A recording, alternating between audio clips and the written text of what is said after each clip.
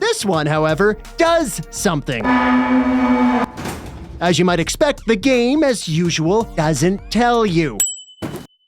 In fact, it's so badly designed that you could skip this entire section by simply running to the switch, opening the invisible wall, and running into the loading zone. Almost the whole game plays like this. You walk through an unengaging area for a handful of minutes, searching for a loading zone, find it, and do it again. Oh no, that's it. You didn't miss anything. Same can't be said about the folks that designed some of these sections. They missed plenty of things. Like floors. Seriously, these booths are missing floors. This is right at the start of this loading sequence. How did someone miss this? They glow! After a slog of mindless running around and dying, we get another cutscene. Mitchell, are you a gift from God sent to save us? Or perhaps you are God himself, come to doom our worthless lives? Perhaps. He's cursed. Whoever is at the top of his... Just a coincidence. Next, we get an exposition they didn't show. It's been 3 years since the 7-Hour War. There are no more countries. Hey, what's going on? Where are the visuals? There don't seem to be any. What? Why? How long does this black screen voiceover thing go on? Oh, let's see. A minute and 20 seconds. A minute and 20 seconds of nothingness? You know what would have been better than nothing? Anything. Anything at all. Even hastily made paper scribbles I did on my lunch break would work. There are no more countries. All the governments having been replaced by one. The Combine. The alien Combine Empire had enslaved humanity, put in place a puppet leader, Dr. Breen, and started siphoning the Earth's resources. Wasn't that freaking better than nothing? This ultra-low effort, lights-out plop plop is punctuated with this. 3 years later? What? You don't do that in a Half-Life game. Not without having a character in some sort of suspended animation. You've lost whatever direct connection you shoddily built between the player and the protagonist. 3 Gordon rules blasphemy. That's what this is. We're in Alaska now, and no one cares. And in our inventory, nothing. Been a rough 3 years. The vast majority of Alaska is an empty, snow-filled wasteland. They call this part Act 2. Shockingly, this fresh new act offers the same stale, old brokenness we've come to expect. Take here, for example. We need to use the game's parkour system to scale this white pipe. Around halfway up, you need to jump over to another pipe before continuing to climb. But if you try...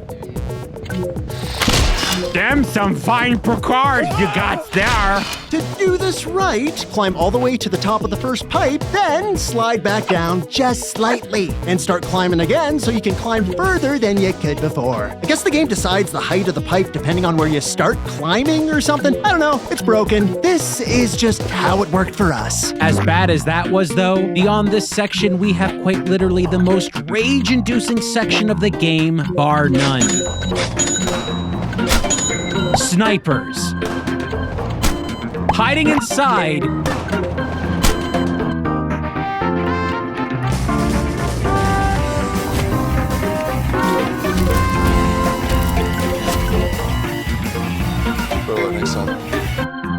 Sniper towers. There are a few places where you can take cover, sure, but the vast majority of your path through the plains is wide open, so you'll get shot. Again, and again, and again. Sniper tip! The snipers always aim just ahead of you, so you can dodge the majority of bullets by just pausing for a second every time you hear a gunshot.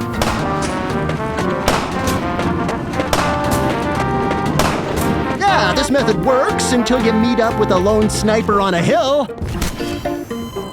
I hate them so much. They're completely bypassable, though. Most times when you go the wrong way in this level, an inexplicable storm kicks up and drains your health. A kill wall, basically. But for some reason, there is almost always a roundabout path to the exit that skips the rest of the sniper nests. Even the towers that fire undodgeable Zeus lightning at you. At the end of the Alaska segment, we make it to a fairly unremarkable compound full of Combine soldiers. We meet the administrator of the facility and his daughter. My name is Boris.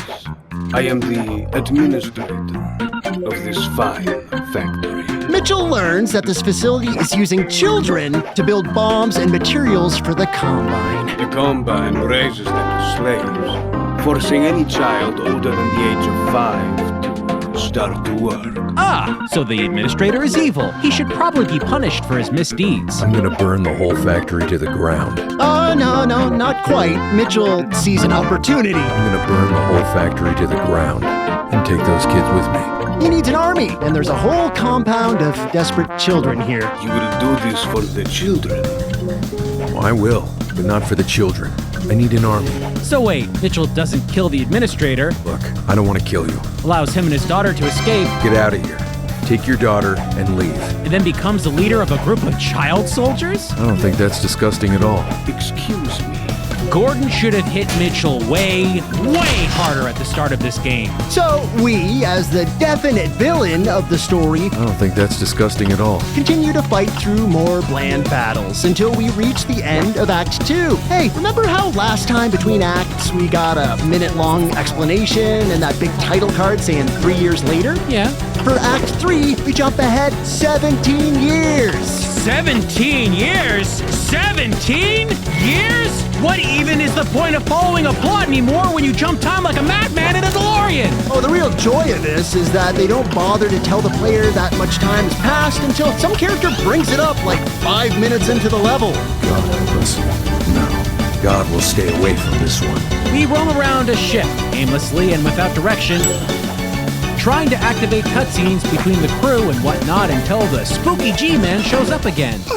We require your services. He tells us that it's time to finish the job and fulfill our promise to hunt down the Freeman. Finally, because we remember what the game's called and we haven't done it yet. So what's next? Gentlemen, we are going to City 17.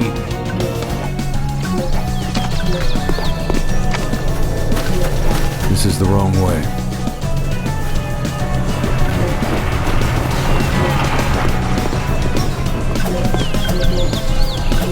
This is it. Yeah, we're supposed to instantly realize we have to jump aboard a moving train. Nothing in the cutscenes prior to this mentioned anything about a train. There was almost no way for someone to piece that together on their first go. This is it.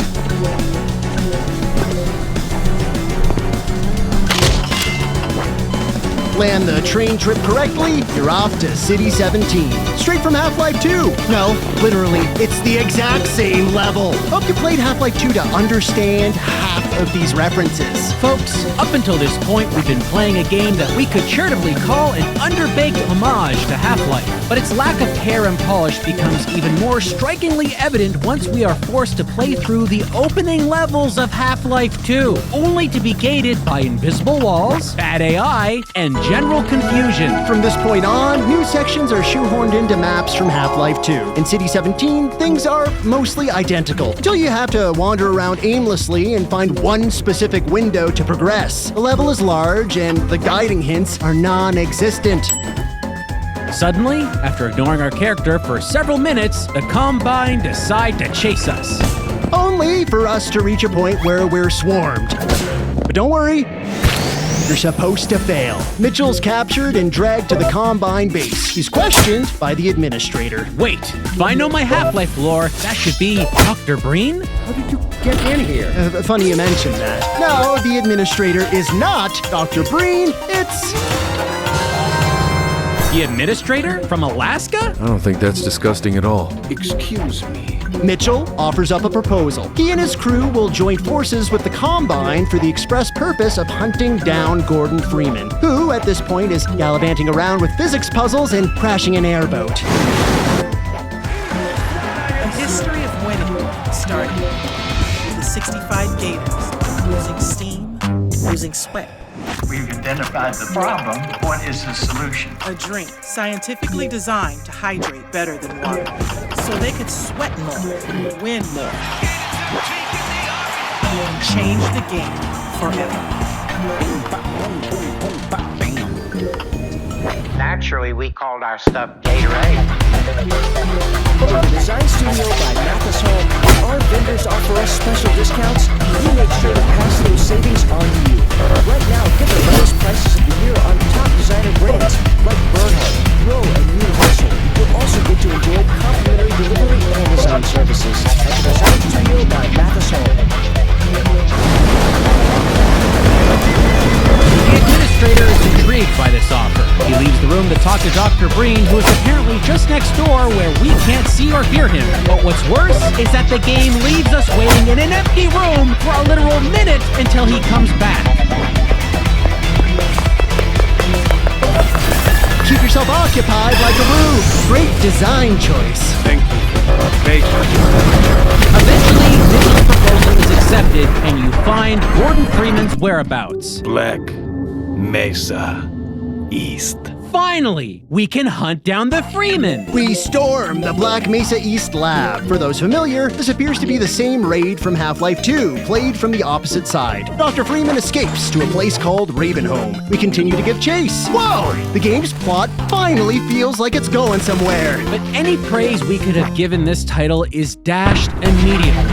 Why? We start in a room that we can't leave because Mitchell says out loud to himself, Can't leave here. "Why, Mitchell? Why can't we leave?" Instead of just saying, Can't leave here. "Why not say why? So that we can know, Mitchell." We're not mind readers, Mitchell. We certainly can't read the vapid puffs of air between your ears, Mitchell. We discover that Mitchell needs a flashlight, one that we have to pick up from a nearby table and duct tape to a shotgun. Looks like Mitchell forgot his broken night vision goggle mechanic. I wonder why Mitchell, a trained soldier with the backing of a massive army, would have entered the Black Mesa raid without proper gear. It's Alaska all over again. This guy is perpetually underprepared. This whole situation seems to be a way to force the player to use the shotgun and kill zombies. But you can avoid all that boring gameplay by just running through this whole section. From here all the way to the end of the game, we get quick cut levels that give off the illusion of chasing Freeman through Half-Life 2 events. Any fragments remaining of the third Gordon rule burnt to ashes.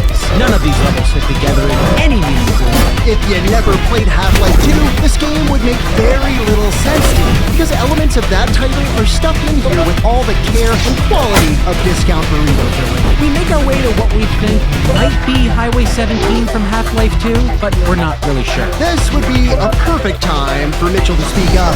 Tell us where the heck we are or where we're going. We're confused, especially when our motorcycle's texture glitches and we end up with a completely bronze bike. What the heck is going on here? But now, it looks like we're in Nova Prospect. I say this because the security outside has it written on their backs. But nobody is home on the inside. This very large level is empty. No enemies, no allies, no interactions. We wander until things start exploding. Do we need to escape? Sure, why not? Nothing tells us where to go or what to do. We crawl through a vent and witness whatever this is.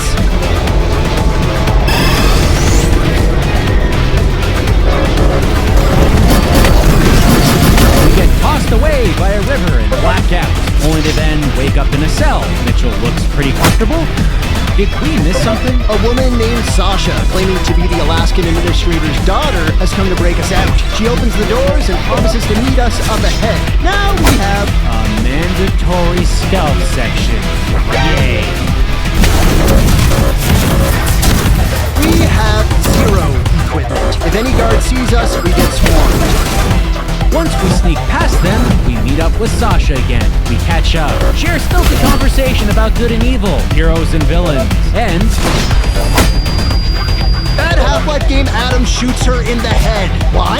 Shut up, that's why. you may be wondering how the bullet that entered the back of Sasha's skull and exited to the front did not manage to hit Mitchell in the face directly. We don't know, but if you did notice that, we just want you to know, so did we. Mitchell, run. Now, the brutal murderer escapes the facility with us. Adam says the G-Man's waiting up ahead, waiting to straighten out the game's plot. I'm using air quotes on that word. Plot. But things don't get straightened out. No, instead we're given, what the creators probably considered, a major plot twist. Liar, you used me. Let me correct Mr. Mitchell. We used each other. If you are looking for the truth,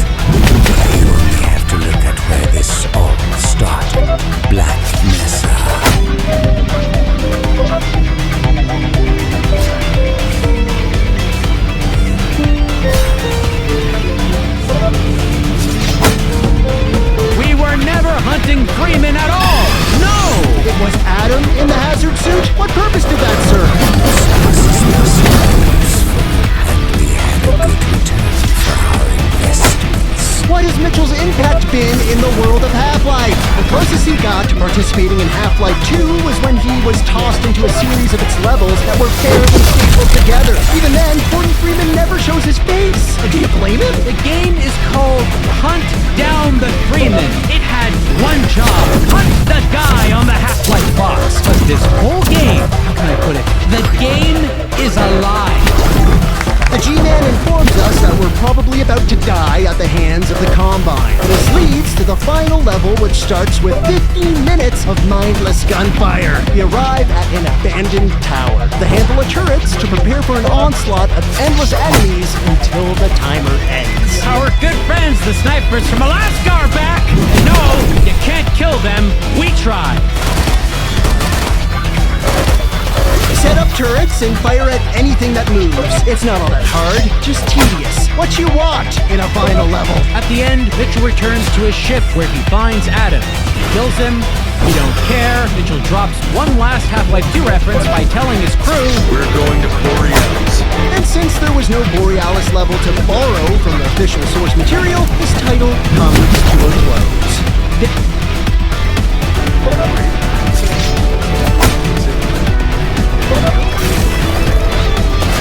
There is so much fundamentally wrong with this game. It is beyond fixing. It's a cobbled hodgepodge of assets and ideas with no grand direction or vision. You can't patch this if you try. Funny you should mention that, because they tried. They did? On April 1st, 2022, some of the developers released a surprise patch for the game, almost 4 years after Hunt Down the Freeman originally launched. A patch on April Fool's Day for this game? That's gotta be a joke, right? It's actually not. Remember the start of the game? That first big room where we felt lost? The one with the secret door that looked like a wall? Yeah, post-patch, it's much more open with 4 distinct switches that unlock a far more recognizable door. There's even additional voiceover to usher you along correctly. Wow, they even added a trail of blood in the next room to direct you towards the cutscene activation. My gosh, have they learned their lesson? Is this game actually good now? Oh, fudge no! The April Fool's Day patch is a significant upgrade, but the devs pumped this out in 4 months. That's nowhere near enough time to fix a game this broken. Instead, levels they couldn't fix were just removed entirely, which causes problems. Where's the rest of you? They're dead. All of them. Combine got them.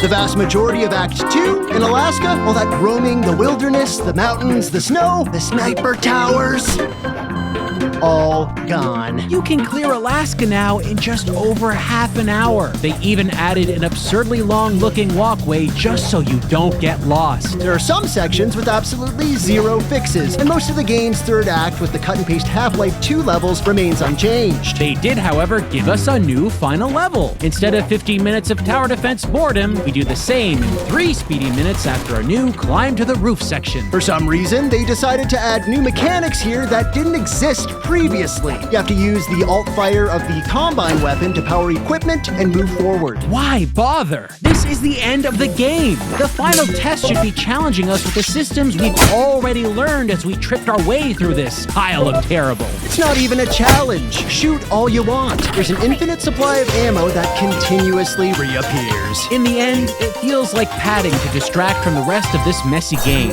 And even with the April Fool's patch, Mitchell feels just as disconnected from the Half-Life mythos as ever. If that's how Freeman drives, I may not have to kill him after all. It's not from lack of trying. In fact, there was another attempt at linking this character into all that precious Half-Life lore. But you wouldn't know it unless you were paying real close attention. Oh, it also happened to, die at a certain point. What are you talking about? Start of the game, that weird first-person cutscene with the children, the dead body, and the one kid being carried away? Well, that other person may actually be someone pretty special. On the final level, if you die, a totally unique cutscene plays revealing Mitchell's brother.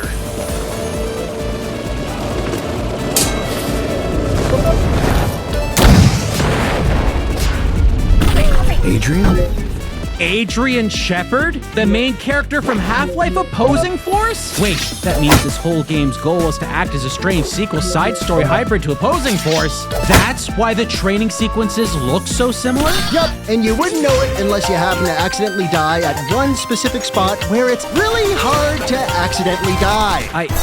I think I need a moment. All of this built from the desire to play again in the world of Half-Life after Valve unceremoniously dropped the franchise for 13 years. Speaking of Valve, after Hunt Down the Freeman was released, they officially revisited the universe again with Half-Life Alyx. A whole new experience, putting the player in the shoes of character Alex Vance from Half-Life 2. And as crazy as it sounds, they broke one of our Gordon rules. Good death, but your cop movement is normal. Same for the combat controls. Miss Vance, she speaks. As a side story to the traditional Half-Life games we've seen before, this entry was done with new technology, virtual reality, putting the player almost literally in the world of Half-Life. Yeah, they broke a rule, and you know what? They proved you could nix one of our precious Gordon rules and still have a decent Half-Life experience. Why did Valve choose to do this? Well, it could have been a give-and-take situation. Drop the silent protagonist, breaking one tool of immersion in exchange for helpful hints, and a different take on a Half-Life story. Heck, the sense of immersion created by virtually being in and around City 17 more than compensates for a strange voice coming from your virtual avatar. Alyx utilizes all new mechanics and game concepts that once again furthered an entirely new genre of game design. The game was so good, in fact, that it very quickly became what many have called the greatest VR game to date. Half-Life Alyx proved you could shatter rules by building something better. Hunt Down the Freeman, though? Well, Let's save your friends from spiders with vaginas. While Freeman was designed by a group of people clearly passionate about the franchise, it was ultimately marred by strife within the dev community, leading some to regret being associated with the project in any capacity at all. The game became as destructive as the resonance cascade itself. the what? That time that Gordon Freeman pushed the thing. Oh yeah! Money was likely a big factor in the problems the team faced, as this was a fan project made on a shoestring budget. Yeah, that's not necessarily hidden from the public. So what did this game accomplish in the end? Well, the gunplay barely works, characters are boring, enemies are no fun to fight, the narrative is a convoluted mess, original levels lack originality, and official Half-Life 2 seconds are pale and retreads held together with unlicked envelope glue. This is not a successful tale of a man desperate to kill a well-known gaming protagonist. This is not a Half-Life game. Heck, it's not a finished game. It wasted our time, patience, and money. In other words, It's just bad. The best things in life are worth searching for. Pacifico, find your own way. Snake's Revenge is a stealth action video game developed by Konami and published under their Ultra Games label for the Nintendo Entertainment System in 1990. The game features a team of Special Force Commandos on a mission to... Wait, nope, What? We're not burying the lead. Rip the Band-Aid off. Get it out in the open. Snake's Revenge is a sequel to a popular game released on the NES in 1988, a title most gaming fans out there are well aware of. Yeah, right, but it's kind of complicated and there's just so much to talk about. Metal Gear! Okay, right, Metal Gear. The tactical espionage series has revolutionized stealth gameplay and spawned successful spin-offs. Snake's Revenge is tied to all that, sort of. I think it depends on who you ask. For example, if you were to ask this guy, he'd likely say, No, Snake's Revenge is not canonically connected to what we now know as the Metal Gear series. That's Hideo Kojima, games design veteran, creative with an innovation-stacked track record. What incredible series did he help deliver to home computers in the back half of the 80s? Penguin Adventure, a game about a strutting penguin who floats on clouds, gambles with fish, and... Oh, you cheeky little guy. Yeah, true. But also, Metal Gear! The original Metal Gear was published by Konami for the MSX2 computer platform in Japan and Europe in 1987. This sneaky action game not only introduced the world to tough-as-nails protagonist Solid Snake, but to many gameplay elements we see in modern stealth titles today.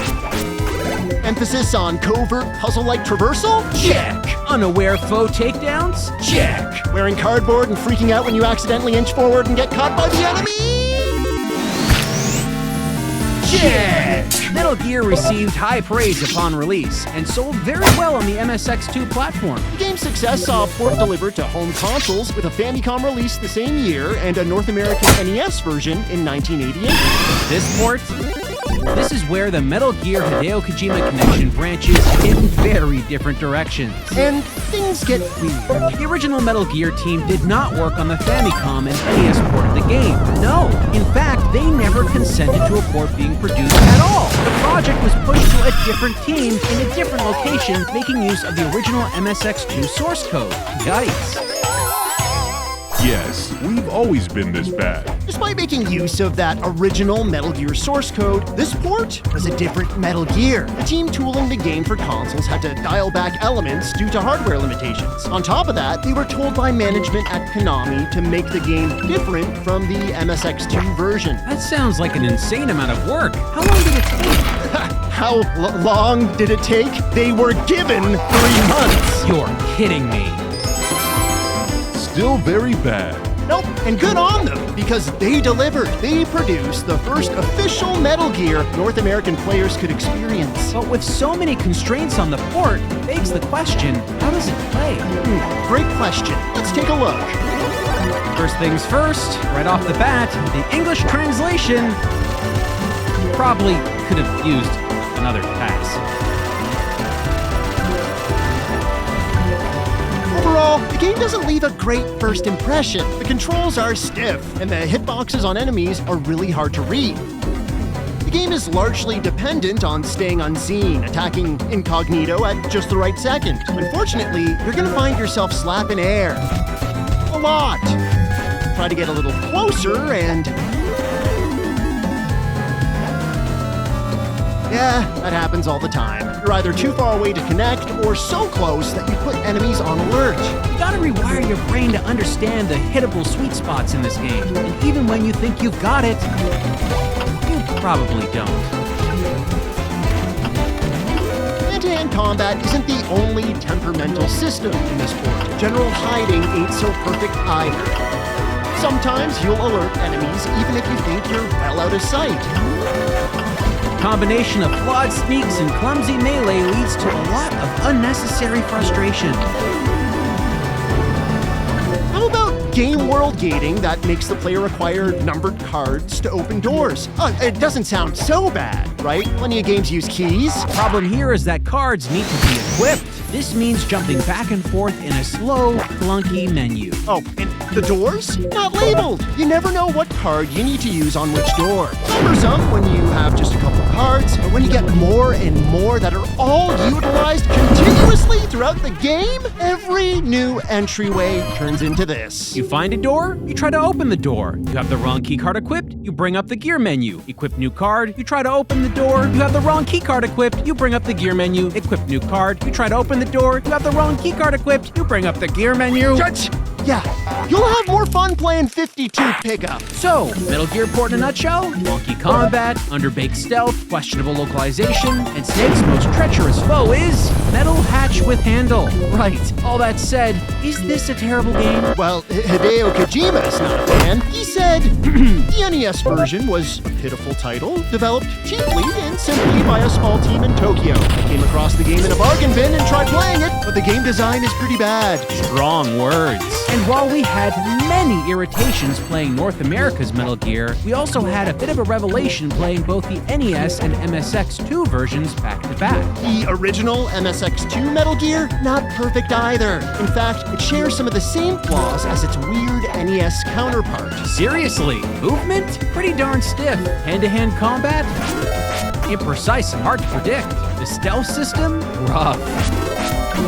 Heck, when the MSX2 version of Metal Gear trickled to parts of Europe, even its translation was, not perfect. Oh, and the time-consuming, momentum-halting keycard shuffle started right there with the original release. Now, it's not to say that both the original Metal Gear and its NES port are the same overall quality, because they're not.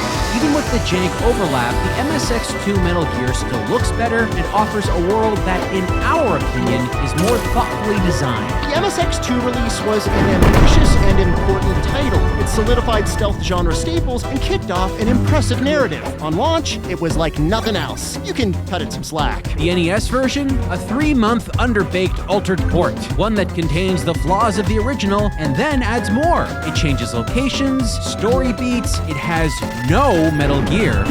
Let's reiterate that. It has no Metal Gear. The walking tank the game's named after. They replaced the Metal Gear boss fight from the original game with this. A giant freaking TV. 大きなモニターしか出てこないということで、僕の中ではクソゲーですね。Yes, it's technically a computer, but I mean, it just looks like a big TV, right?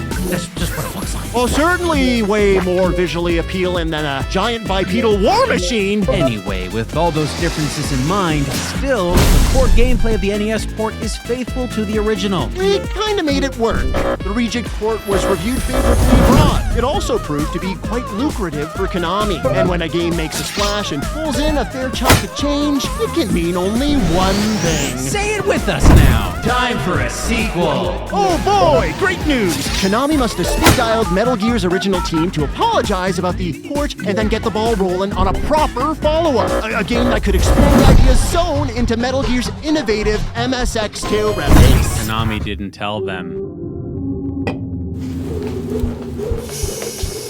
Red Bull gives you wings. They're saying Sonny Hayes is this rough and tumble, old school cowboy. You're crazy, bro. Get out of my paycheck. We don't pay you enough. F1 Meters 27.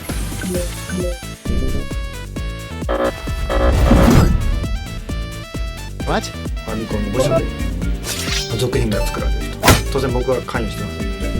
Konami did not inform the original team that the company was making a sequel. How? Just as the company handled the NES port, they started a follow-up tailored for Western audiences without the consent of the original creators. They didn't know about it at all. That's baffling. They conceptualized Metal Gear. They did? The port wouldn't have succeeded if it wasn't for their work. You are correct, sir. I mean, wouldn't the original team end up finding out about a backdoor follow-up to their game? They all work at the same company. Oh, they did. And that's where the Metal Gear saga takes another definitive turn. Gotta hear this. You see, heading home one day, Hideo Kojima had a conversation with an associate from the original Metal Gear team. This programmer had moved to the NES division of Konami. He informed Kojima that he had reservations about working on a sequel to Metal Gear, as he personally thought any Metal Gear game should have Kojima's involvement. As you can imagine, the sequel oblivious Kojima was pretty surprised by this. He was also shocked to hear that the project was already well into production. No way! Hideo Kojima was told secondhand that a sequel to the property he helped create wasn't just on the table, but was already being made. And this was a pivotal moment in the history of Metal Gear. After the big news bombshell cleared, Mr. Kojima got to thinking, hey, what if I made a sequel to my game that isn't the sequel that those other folks are making? And just like that, boom! Next week, he hands Konami a proposal for his vision. It gets greenlit, and that game, Metal Gear 2 Solid Snake. Released exclusively in Japan on the MSX2 platform in 1990, Solid Snake iterated incredibly on the groundwork of the original Metal Gear. That's right. Metal Gear 2 introduced the series' iconic radar system, improved enemy AI, unique and challenging bosses, new stealth mechanics, an upgraded weapons roster, a richer story, and an avalanche of other elements. It can be seen as a direct through line to the mega popular follow-up series, Metal Gear Solid. Metal Gear 2 was an undeniably influential title in the stealth video game genre. Really cool, but what about that other sequel? Sons of Liberty? It's pretty great. No, the other sequel. Snake Eater? One of my all-time favorites. No, the other sequel. Snake's Revenge, literally the first 2 words spoken in this video. VR mission? Come on, man! You can't delay it any longer. We need to experience the regional exclusive sequel to the lesser port of the game that started it all. Fine. It's time to hush up and expertly infiltrate the macho adventure that is Metal Gear's Black Sheep release. Let's get even in Snake's Revenge.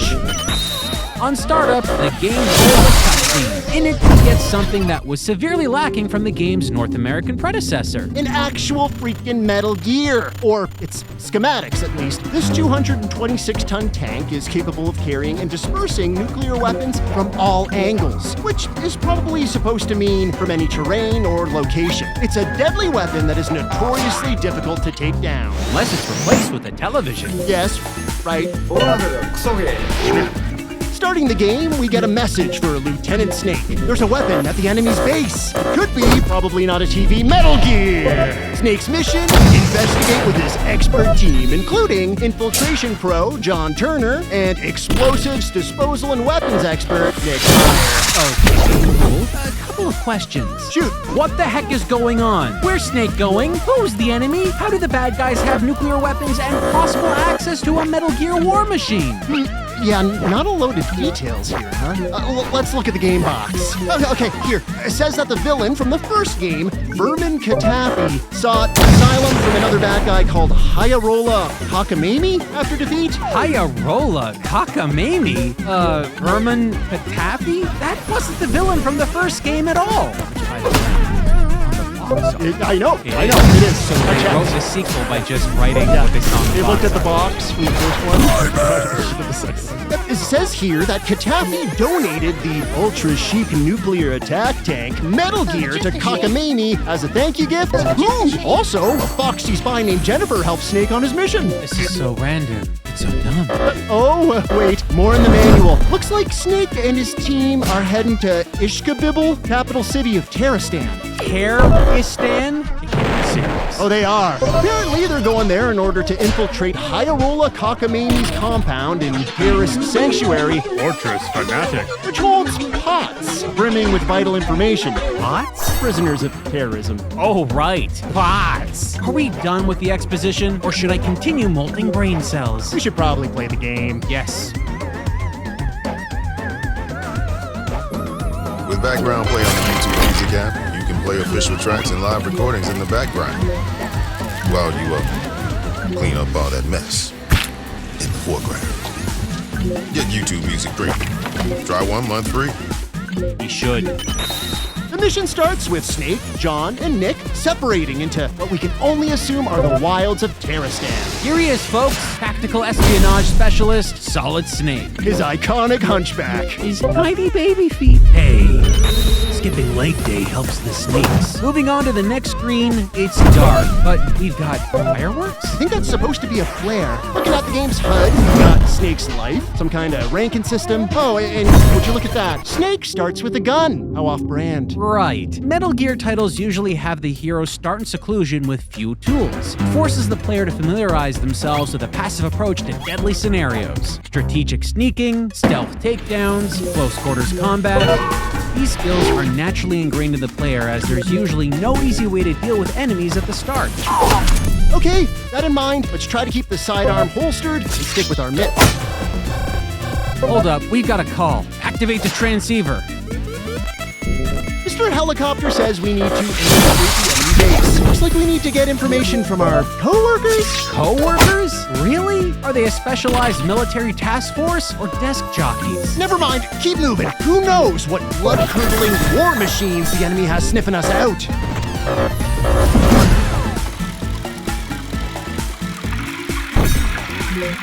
Are those go-karts with little spinny propellers? The manual calls them Helisneaks. We've been spotted! Move! Move!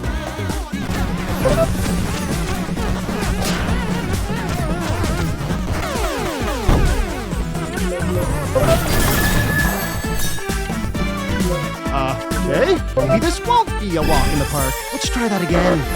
Here we go. Moving, moving. Avoid heli snoops.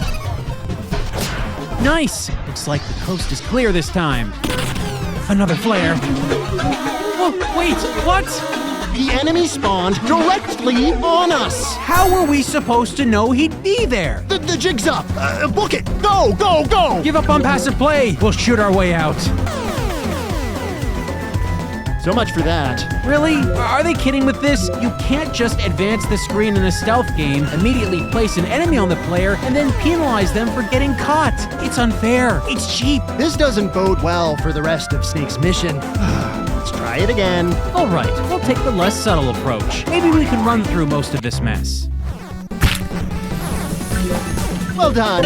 And with one whole nugget of life left. Great. Hey, at least we can move on to a nightmare of spotlights. Oh, geez, come on. We can't see anything. Shouldn't the first level ease the player into the action? Look, this must be one of those pots we read about in the manual. Right, a prisoner of terrorism, cleverly hidden in plain sight, outside, with no guards. Maybe the pot has intel. Well, no harm. You did a good thing and can get right back to sneakily sneak.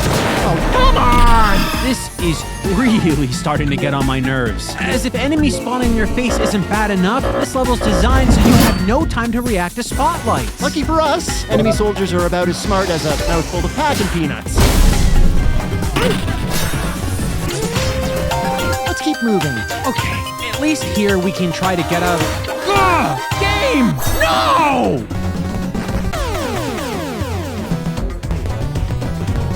You can't do that. You can't introduce security lights that need to be avoided and then penalize the player for trying to avoid them. We don't psychically know what's in the blacked out terrain. It's unknowable. We'll keep marching around, stubbing our brains on all kinds of early game dumb. Like when we discovered the ragtag militia shoots in 8 directions while Special Forces Super Soldier Solid Snake only shoots in 4. Or when we popped into plenty more frustratingly unavoidable stealth bits. Or when we witnessed moments where the enemy should have spotted us, but didn't. What are the rules here? How do we get seen? How do we not? It's madness. We had dozens of teeth-grinding visits to the land of game over. Eventually, we made it to the outskirts of some kind of base guarded by a bunch of henchmen that are immediately alerted when the screen loads. Take care of them and you'd assume you can open the door here. But no. Guess we have to come back with a key card that we don't have. A couple screens over, we get a message from our pal John, who tells us, hide at the main gate to receive information. Main gate? What main gate? We combed the entire stealth jungle labyrinth and found 2 entrances. At both locations, we didn't receive information. We tried backtracking to the gate we were just at, and... John, I don't think hide is an option here. The enemies hide bullets in my skull. Lost and not sure what the game wants from us, we revisit every section of the map. Yay! Loads of fun with stealth this broken. We got so frustrated trying to carefully sneak around that we actually invented a little strategy to take the stress out of moving through the jungle. We noticed 2 things happen when we're spotted by enemies. 1, every section of the map lights up, taking away spotlights and other enemies. And 2, this continues until a 3-enemy search crew is killed off. 3 enemy soldiers, a pain to deal with. But 1 enemy soldier, manageable. So, we left a single soldier chasing our tails through the friendlier forests of Terristan. Great way to get around. He's our angry little chaperone. Eventually, we went back to one of the gates, and this happened. What matters most to you matters most to us. Ameriprise Financial. Advice worth talking about. At Carl's Jr., late birds get the bag. After 8 p.m. for $5.99, get a Cali Classic single, fries plus chicken stars. Or spicy chicken sandwich, onion rings plus chicken stars. Or mix it up, just $5.99. Build your own bag, only at Carl's Jr.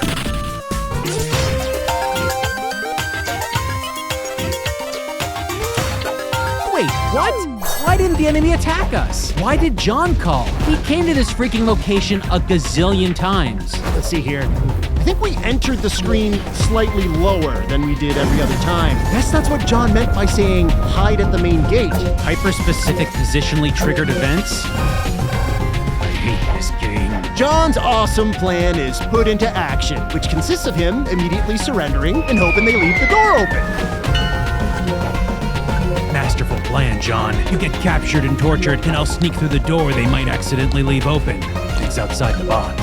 Snake can now venture inside to reveal an industrial facility that has more of the classic Metal Gear vibe we know and love. Looks like we got the keycard system here too. Hope they rejig the card juggling mess from the first game. We equip our level 1 door opener and poke around. It even lets us go outside. Hey, I remember this place. It was one of the gates we were trying to access earlier. Except now, there's a silencer on the ground. Guess it manifested at some point. should be able to use our firearm without alerting enemies as easily now. Let's head back in and try it out. Dang it! Can't say that's the silencer's fault, but gosh, look at this! We can't take this guy out! Our bullets disappear after a few feet. Great, nerf bullets. We get it. They don't want weapons easily taking out bad guys from afar. Metal Gear titles are designed to make players focus on close quarters takedowns. Then don't give us a freaking gun! When enemy bullets travel the length of a screen and snakes mysteriously vanish, it looks really, really dumb. Eventually, we find a bot who tells us John moved to a different spot. We'll assume this wasn't of John's own volition. Again, great plan, John. Then we find keycard 2, which leads us to officially confirm we still need to shuffle cards to open non-labeled doors. Of all the things to bring back from the first game, this was not one of them. Our fancy new keycard gives us access to an enemy commander that can't be killed? Okay. We're clueless as to what to do with this guy until we backtrack and rotate keycards on a couple of doors. That's when we find this, truth gas. Good thing they leave this stuff just lying around. Time to go back to that enemy commander and fill him full of jabber juice. Our weapons are ready? Wow! Sure am glad we spent precious time backtracking and risking our lives for that precious intel. More sneaks and super slick takedowns later. Gather equipment like a submachine gun, plastic explosives, and grenades. We even managed to pull an oxygen tank from a room filled with deadly wall farts. Spooky! Oh, Shane, look, cameras. We dust Snake's corpse off the linoleum and find an elevator. Then, something wild happens. Whoa, the game changes. We're now attacking and platforming from a side perspective. Looks like they've mixed Metal Gear with Konami's non-stop action super hit, Russian Attack.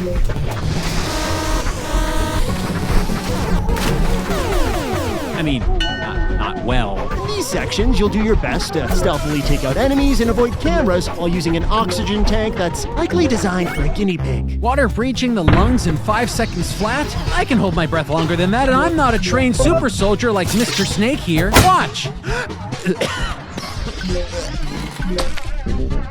That's how Shane died. We really can't stress how terrible this plays. Stiff, directionally committed jumps combined with uneven terrain makes for super janky stealth and combat. The control layout changes to compensate for the added jump, and your equipment is used differently. It feels worse than regular gameplay, and regular gameplay ain't all that great. After a few stealth hitches, we make our way through the tunnel of loath and into some kind of sports ball event. What? This can't be real. No one can avoid our attack. Well, when the everyday excess falls away, and we instead prioritize what matters, we find we can go further with less. Siggy's Skier, full of protein, less ingredients, less sugar. Less sets you free. They weren't lying. What the heck's going on here? How could we be ready for that? Why is Team Terrastan practicing plays on Snake's spleen? I mean, we're not even grasping for straws here, right? This is straight up a football team. First boss in Snake's Revenge, the John Madden Tackle Buddies. No, see, what you got here is you got your men in a circle formation, right? And they're gonna come on down and they're gonna knock Snake down with all their force, all their might. See, you see over here in this section, this is where Snake is, and these guys have to go down there. Now, Snake can go over here or over there, but he doesn't have enough space to really go anywhere, so he doesn't really have much he can do. It really is just a bad situation for Snake here. I personally don't see a way where he's going to be able to survive this at all. Snake died 10 minutes ago, sir. Oh, well, too busy, with the circles and the drawings. Really fun system. We fumble to the floor every time. We try our fists. Fancy new machine gun. Ugh, my spine! You're going all the way this year. The only way to conquer the Terroristan home team is by picking them off one by one. Sure, they'll treat Snake's body like the baby-footed tackle dummy he is, but you just gotta walk it off, shoot, and then chomp down whatever rations you got. Hey, being a punching bag may look like the easy way out, but it's our Hail Mary. Time to get out of here. We stab a couple orange boxes a billion times.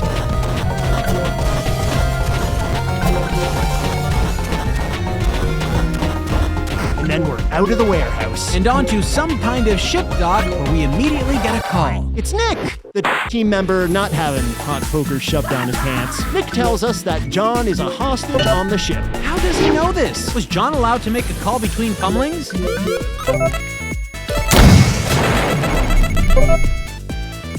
We find the ship and jump on, and lucky us. It pulls from the dock as soon as we board. Almost feel sorry for these bad guys. Stuck at sea with me, Solid Snake, the sneak dude, the mad demon of stealthy stupefaction.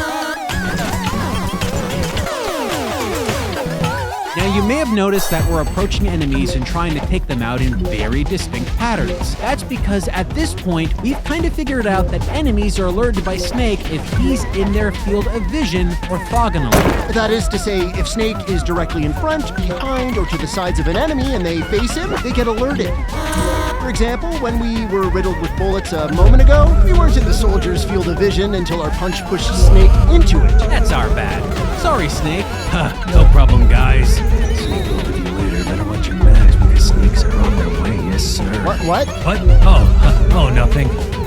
I'll sneak you so sneaky. Oh gosh, the snakes are a creepin'. But even knowing how the enemy's cockroach AI ticks, you still can't account for everything that happens in Snake's Revenge. Like this. Screen changes that shove you directly into the enemy sightline. How are we supposed to know where the enemy's positioned before we enter the screen? It's impossible to predict. It turns the first few laps around any new section of the game into a fun, life or death flowchart. Looks like I should have known better than enter from the left. Shame on me for just trying to play this game. Don't worry, we got real used to the layout of the deck. We poked around, juggling keycards for a while. We got a flare bomb, explosives, truth gas. We even found other NPCs like a pot that revealed Princess Cool Plan was in another castle, and an enemy commander that wanted to burn everything to the ground. Let's destroy the ship and ammo dump. I like that. And then we march around those same places some more, because honestly, we couldn't figure out what to do next. Yeah, we snuck over every inch of that deck repeatedly. Juggled cards to re-enter every accessible door, like this one. And this one. And this one. And this one. We kept poking around, grasping for straws, punching walls in hopes of finding some obtuse secret passage. After a good 25 minutes of scratching the walls of the ship, we noticed this weird design on the wall, and of course, it's a door. Your gosh. Oh, it seems almost stupidly obvious now, but it's not our fault. The game conditioned us to think a door on the ship has to look like this, or this. Whatever, we finally have access to the lower parts of the ship. All we have to do is hop aboard the jankiest little belt lift in the world. Okay, wait. Here. Hold on. Let's try. We got this. One more time. It's nautical nightmare. Good. But we're not safe yet. Look, here are 3 graves for you. Know what that means? Not a clue. Looks like we stumbled into boss fight number 2, the husky lemon grenade guys. These yellow porkers hurl blammo balls all over the place. This is not exactly an easy space to dodge their blasts. You gotta keep moving and do. There. One last creep on the ropes. Who is that? Is with me. It's really wonderful that Apex is giving second chances to the elderly. You're just waiting quicker than Hi. F1 the movie. Rated PG-13.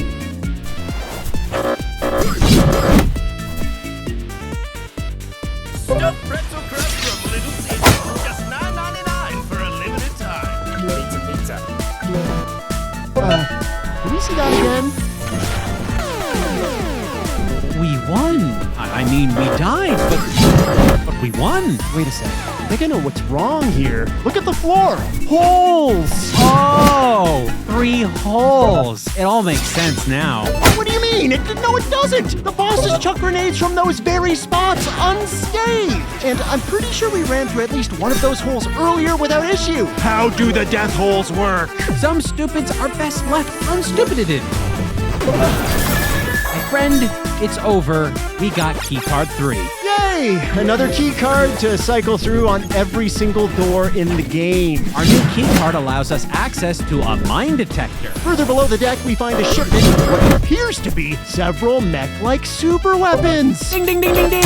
We can finally confirm it. Snake's Revenge has real deal Metal Gears. This is the happiest disappointment I can ever feel right now. In another room, we find a huge ammunition cache. I think we all know what we gotta do.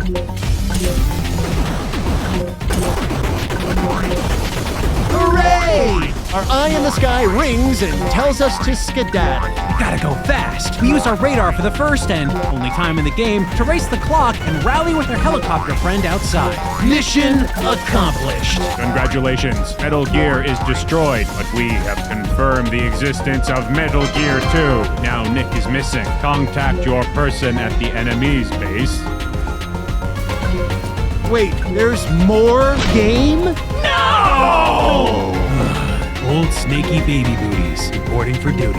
Great. We've got more crappy snakes to do, and now Nick and John are missing. Snake's in some kind of war-torn section of Terristan. We march along until the ground explodes. Guess that's the game letting us know there are landmines in this section. Thanks. Now I know mine moves. Anyone seen the angle? We break out the mine detector and search around carefully. And then we get a call. Rats! Looks like our transceiver's out of juice. Our coworkers weren't exactly knocking the ball out of the park with helpful hints anyway. Keeping an eye out for annoying mines, we eventually decide to see if we can clear them without hurting Snake.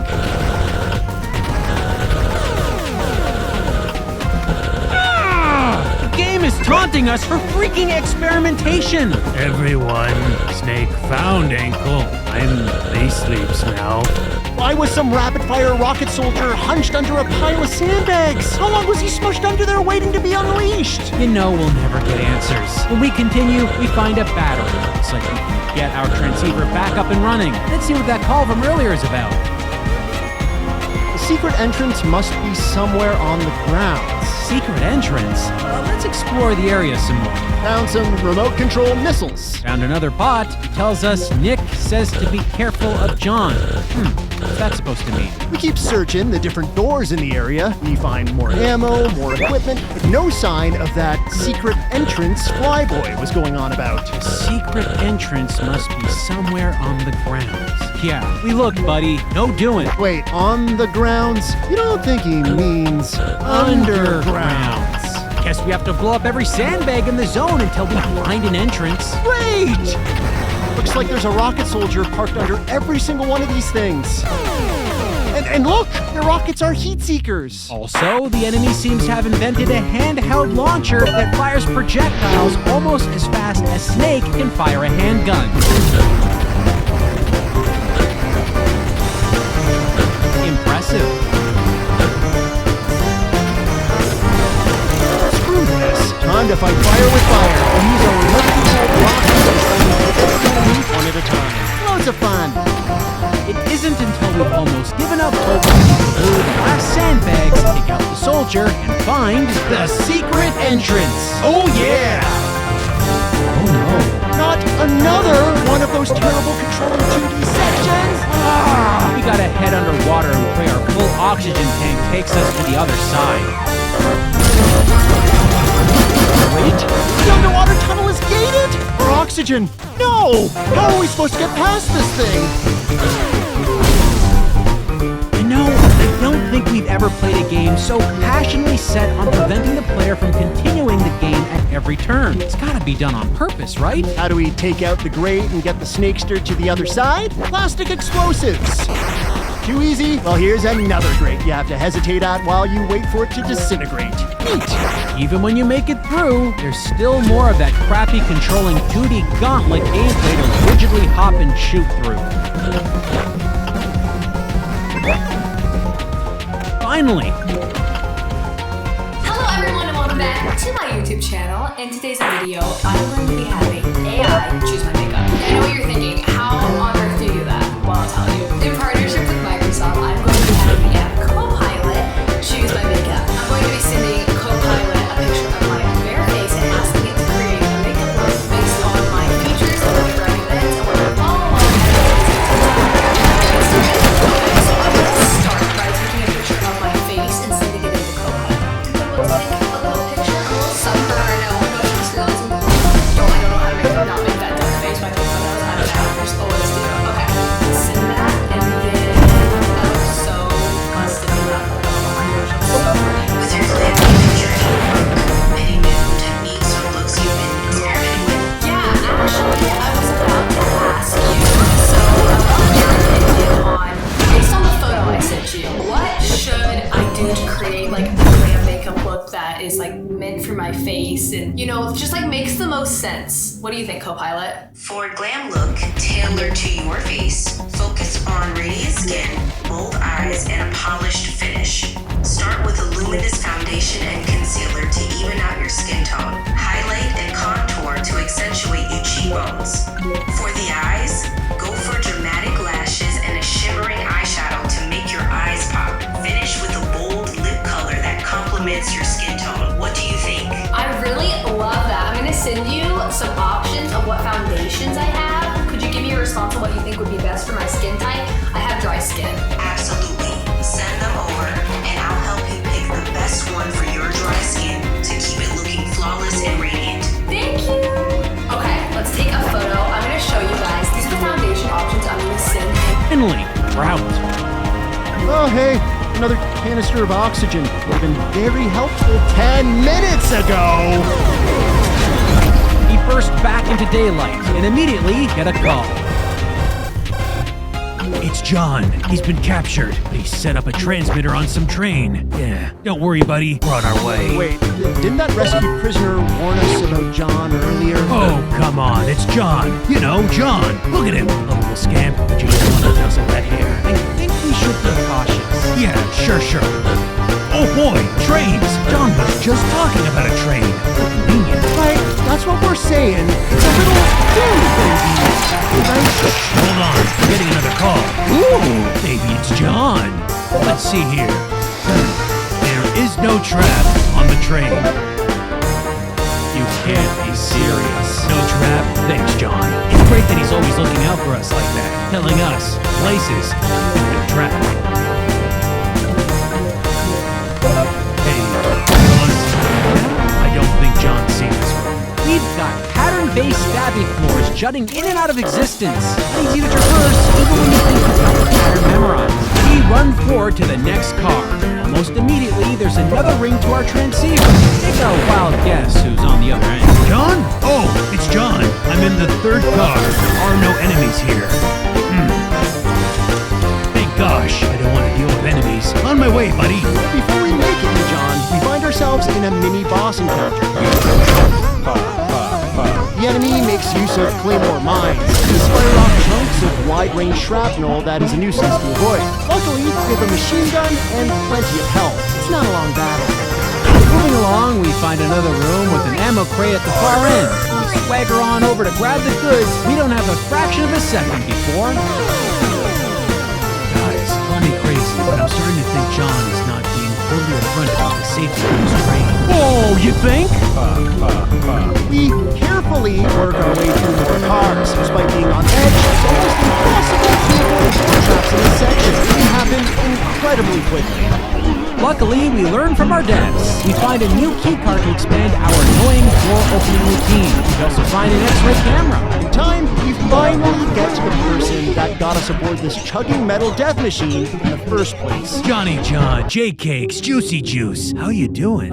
Snake, chances are pretty good that this here's a trap. All right, Captain Negativity, geez. And I'll inch, ever so gingerly, Over.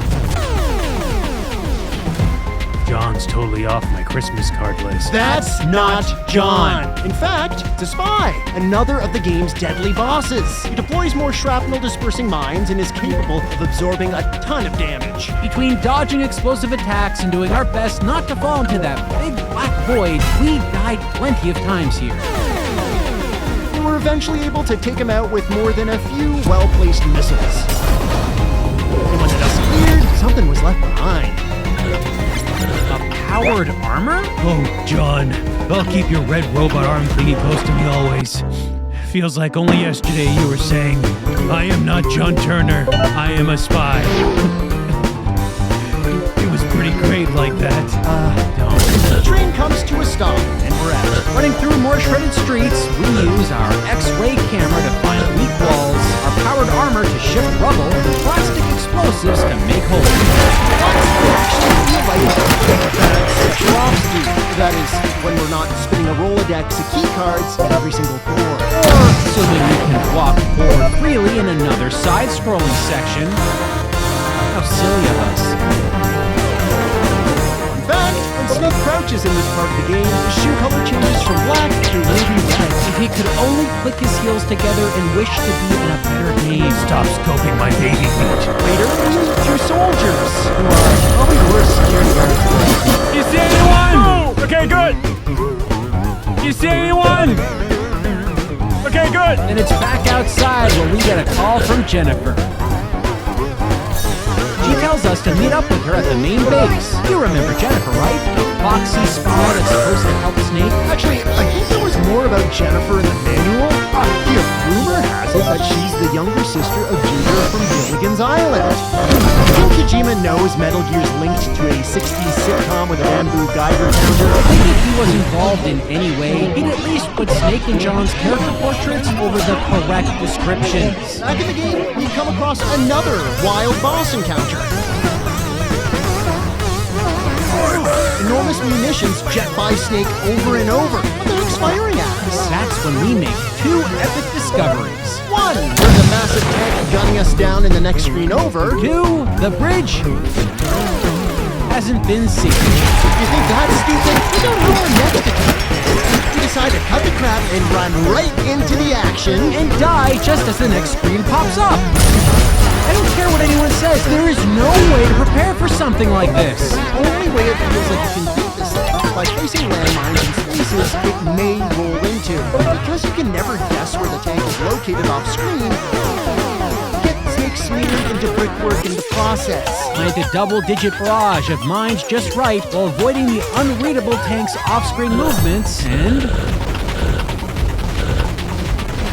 the most satisfying boss bye-bye so far. With that unfair metal behemoth blasted to scrap, it's time we finally got Snake into the enemy's main base. The next sections of Snake's Revenge are only mildly notable. We get more cards that prolong the painfully dull door-opening guessing game. We free more pots and interrogate commanders, finally realizing this eventually ups our rank, increasing Snake's ammo and health limits. And of course, we die. A lot. Sometimes from our own negligence. Other times for assuming this game was developed with any form of sympathy for the player. Silly us for thinking we can board a gondola by walking right onto the gondola. Of course, we need to hop on top. Soon, Jennifer gets in touch again from inside the enemy base. She tells us she's found the plans for Metal Gear 2. Plans for a far better sequel. These are plans for a second Metal Gear weapon that the enemy wants to use to launch nuclear missiles all over the world. Criminy! You have to hurry and take that thing down! Hold on, maybe this pot knows where it is. I'll ask. Never mind. As we get closer to what we can only assume is the end of the game, things get more frustrating and very, very weird.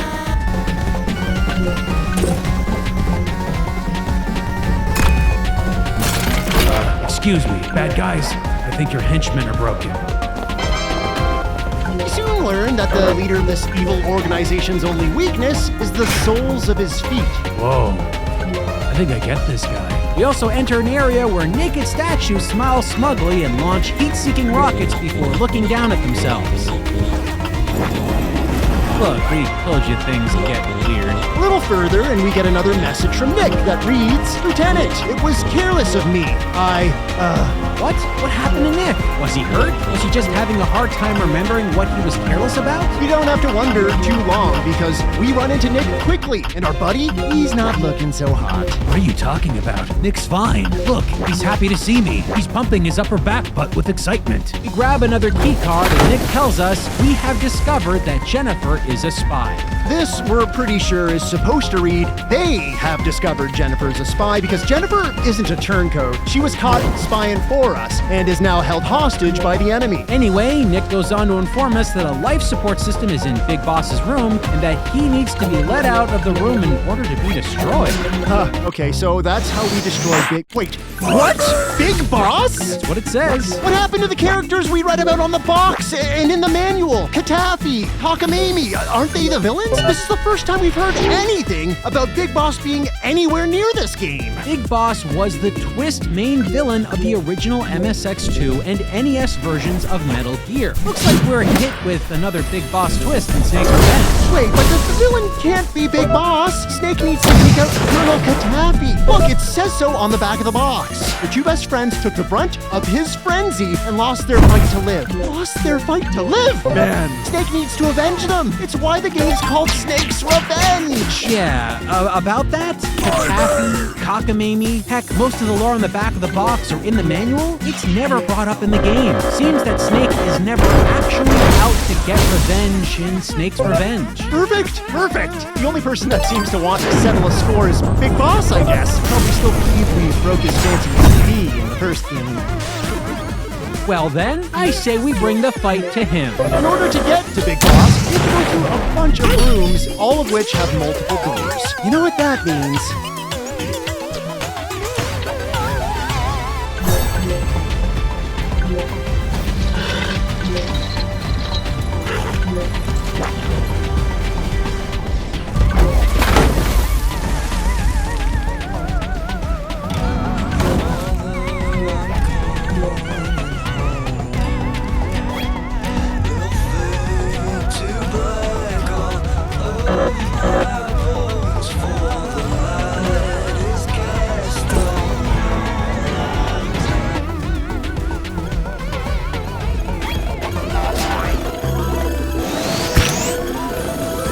Finally, after what felt like hours of poking in and out of menus, we burst into Big Boss's main room. He explains that Snake destroyed Metal Gear 1 and made him a cyborg. Which, okay, sure. I guess we'll just have to take his word for it. Time to brawl! Big Boss isn't exactly the clever war tactician he was made out to be in the other games. Here, he fires a machine gun in Snake's general direction. Easy to avoid after marching behind a pillar. We shoot a couple dozen guided rockets at his face until...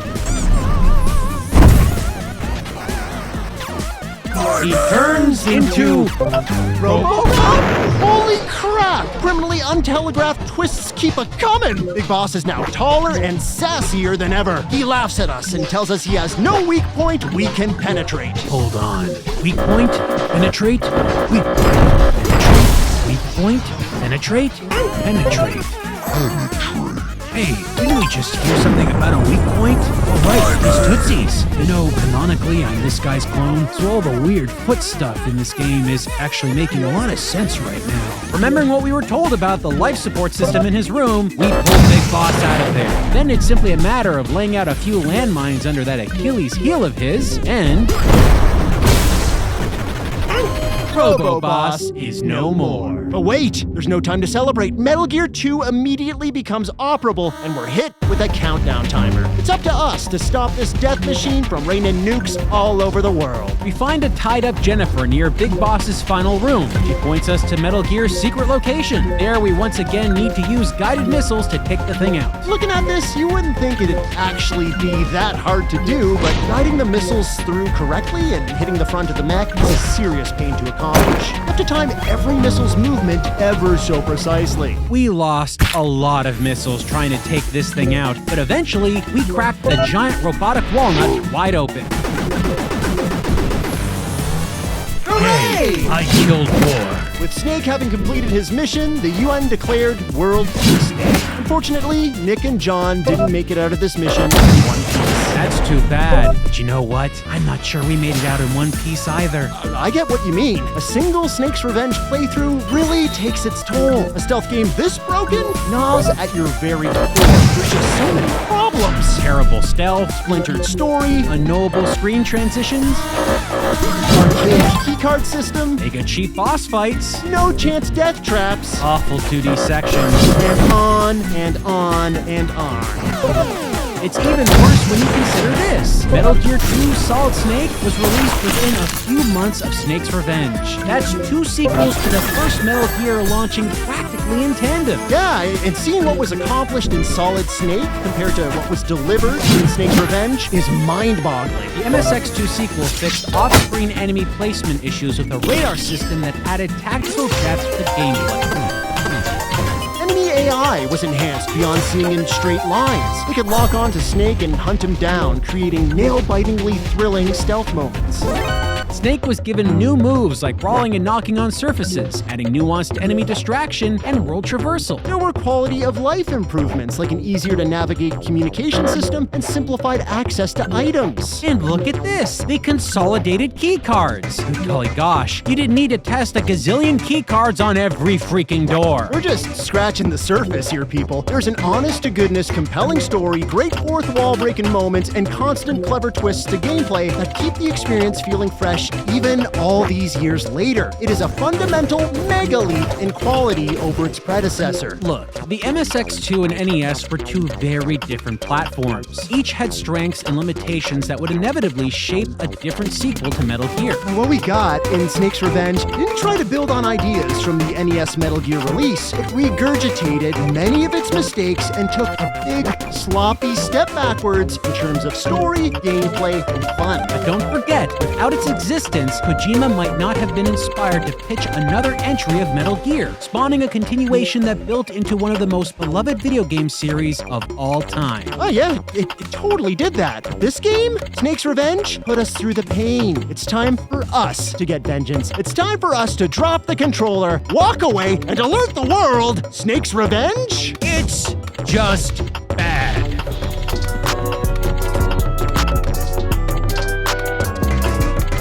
Oh wait, Terrastan. I think I get it now. It's because the game is terrific, right? Guys? Guys? Dun, dun, dun, dun, dun, dun, dun, dun, dun. Old snaky baby booties, reporting for duty.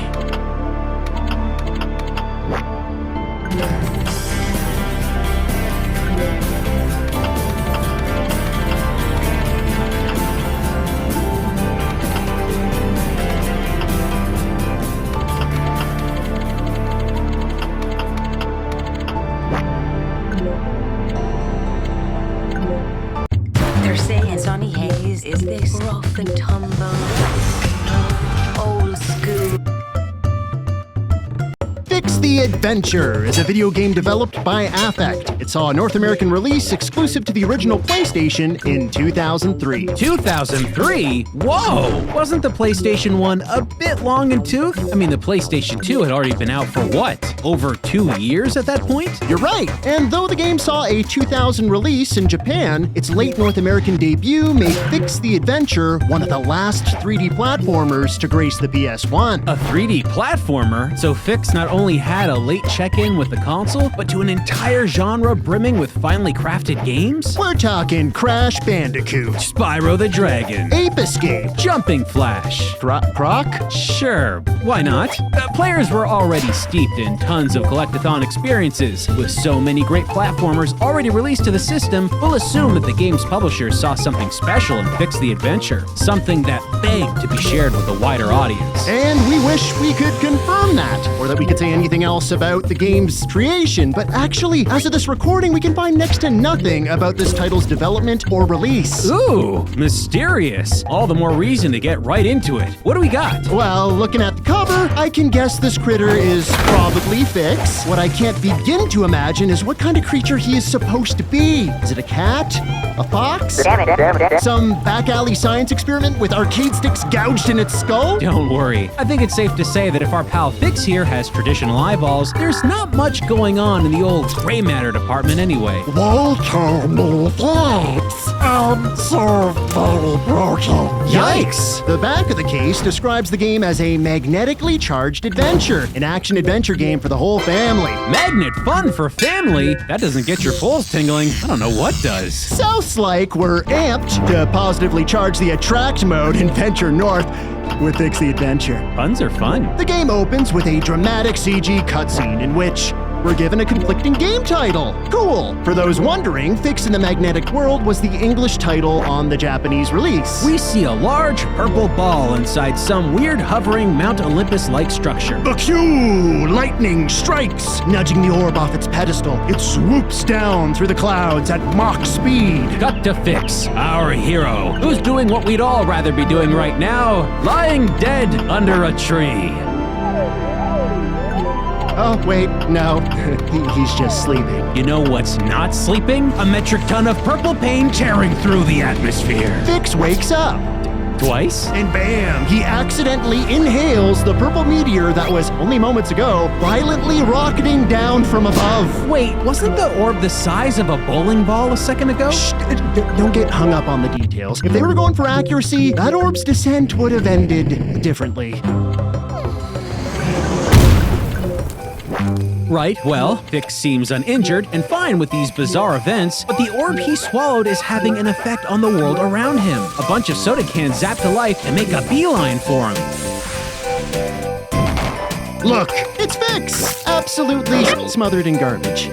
Suddenly, our stinky tetanus-filled pal gets a holographic message from beyond. Fix, I am a cleric from Magnetical World! A slimy, green, sphincter-lipped cleric. You just swallowed something called Magnia Stone! It is the most important object in our world. That purple orb? The most important object in the world? It was on a flat surface in an open structure floating on an island in the sky. Could have cared for it better. A passing duck's fart could have knocked it loose. Greeny Pooter Lips goes on to say that Fix is in big trouble. But not to worry, he can help. Would you come over to the temple? Then I can remove it from your body.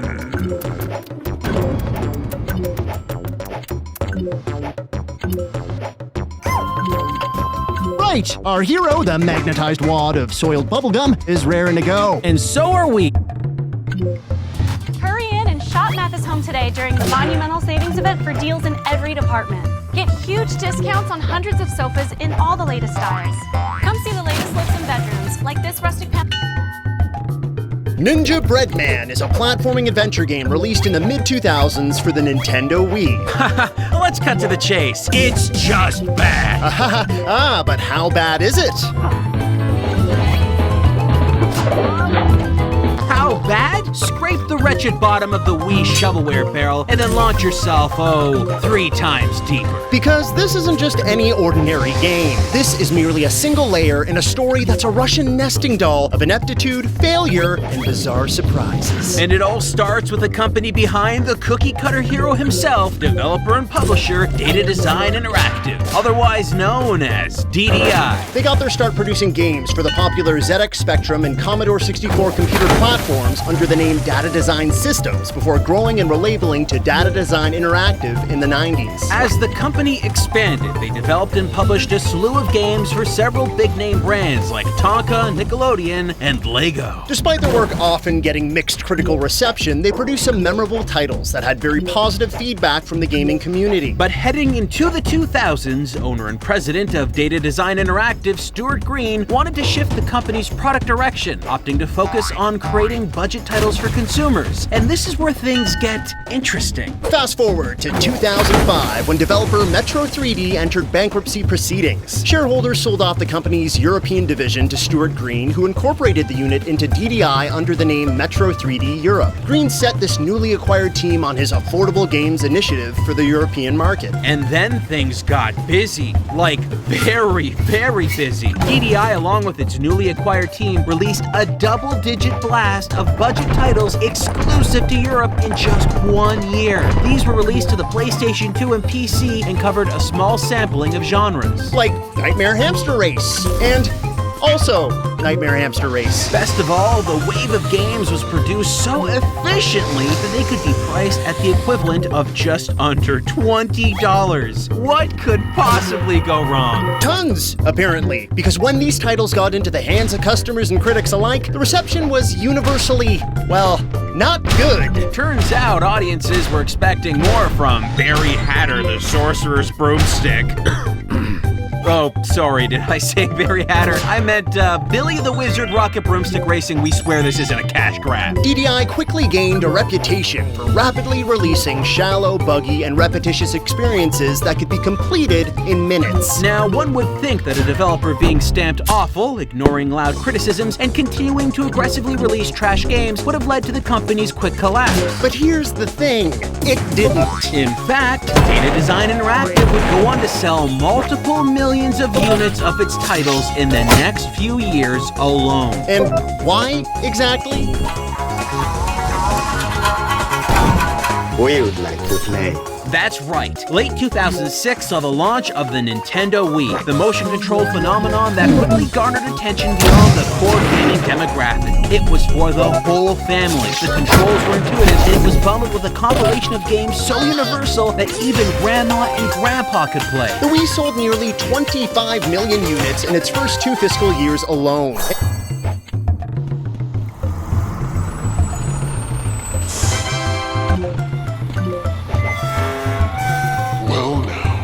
Might you be? I'm the ghost of the money someone wasted on Flat Out 3. Yeah, we all saw that one.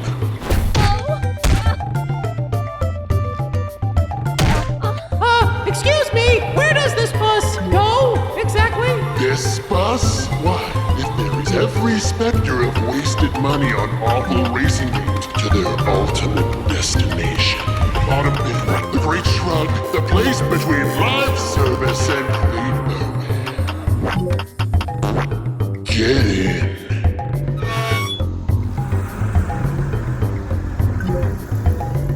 I think this ride is gonna get mighty crowded. So, what are you in for? Me? I'm the ghost of the money wasted on? Yaris is an arcade-style... Hi, I'm Brother Nature. I make organic grains taste delicious. Nature's Path. Flat Out 3, Chaos and Destruction was developed by Team 6 Game Studios and published by Strategy First exclusively for PC in 2011. If you're unfamiliar, Flat Out was a series of demolition derby racing games that were jam-packed with tons of action, stunts, and vehicular madness. Now that I think of it, there sure are a lot of racing games with the word out in their title. I have absolutely no idea what you mean. Unlike vehicle games of the time that focused on racing your car in boring circles, Flat Out attempted to change up the format by introducing driver catapulting events that were not only fun, but freaking hilarious. Oh shit! This is fun. Flinging drivers out of a car at top speed was pure, unadulterated joy. But the physics and destruction didn't stop there. In Flat Out, vehicles could be damaged and warped, altering the feel of movement and adding a fun challenge. It was all unique, it was all cool, and it all worked. The studio responsible for these unique, cool games was Bugbear Entertainment. They made Flat Out 1 and 2, as well as a remaster of Flat Out 2 for the Xbox 360, PC, and even managed to squeeze a port out on the PlayStation Portable. Things seem to be going well for this frantic physics-based series, and as one would expect when something's a success, it changed developers. Yup. In 2009, the Flat Out property was purchased from publisher Empire Interactive by New World IP. With this, developer Bugbear was cut out of the loop, and the series' new owners seemed to want to take the franchise in a new direction. Enter Team 6 Game Studios, developers of such outstanding titles as Glacier 3 The Meltdown, Monster Trucks Mayhem, Speed. Open your door! No, not that Speed, this Speed, very different. And of course, the world-famous Calvin Tucker's Redneck Farm Animals Racing Tournament, with a piggy driving a tractor. Oink. Woo! They clearly knew their way around a racing game. The first Flatout game they released? Flatout 2010 on Wii, an original game that, aside from the name, has absolutely nothing to do with the games that came before it. Although, it is somehow very familiar. We probably should mention that in the same year Flatout was released, Game 6 also finished 5 other racing games, all done with a relatively small team. That you can't tell, can ya? This company seems to be cranking out the same game over and over again with just enough change to make it seem new. Take our word for it, these are all low-quality games, each one bland and unappealing, like a frozen pizza left down on the sidewalk to reheat. Is it delivery? No, it's shit. So why did Flaout's new rights holders part with Bugbear to replace them with the same group that made this? Well, we don't know for sure, but we have one guess. Money, money, money! Money! How many monies is it? Money, money, money, money. People knew Flatout, so they'd likely buy the next entry expecting that same quality, unaware that a scam was afoot. All of these games are shovelware, plain and simple, and Flatout for Wii is no different. On any other day, it would be the game that we talk about for this entire episode, but this wasn't the only Flatout game Team 6 developed. The Wii version of Flatout was passed over by its core PC audience, leaving longtime fans waiting patiently for the next entry. Unfortunately for them, a brand new, fully equipped Flatout PC game would soon arrive, funded by greed and pure evil. Gentlemen, I've come to make a videographic game utilizing the IP of Flatout that I previously acquired. To achieve this goal, I shall fund the project with this $10 bill that I have in my pocket. What do you say? Sure thing, Mr. Satan. And just like that, a single year after... For the love of food, Ziploc. The newborn in Roma. Just try believing all this power in your... Morphman is an interactive... Spider-Man: The Sinister Six is a video game developed by Brooklyn Multimedia and published by owners Byron Priest Multimedia exclusively for PC in 1996. The retro game enthusiasts of you out there may be thinking this is simply a port of Spider-Man Return of the Sinister Six, which previously released on the NES, Master System, and Game Gear. Heck, that's what we thought as well. Oh, but more wrong we couldn't be. Not only are there several Spider-Man games that use the Sinister Six moniker, but not one of these games are actually connected to another. Spider-Man: Return of the Sinister Six and Spider-Man 2: The Sinister Six are action platformers. They recreate the feeling of being the famous web slinger the best they can. You can crawl on walls and shoot spider webs to perfection.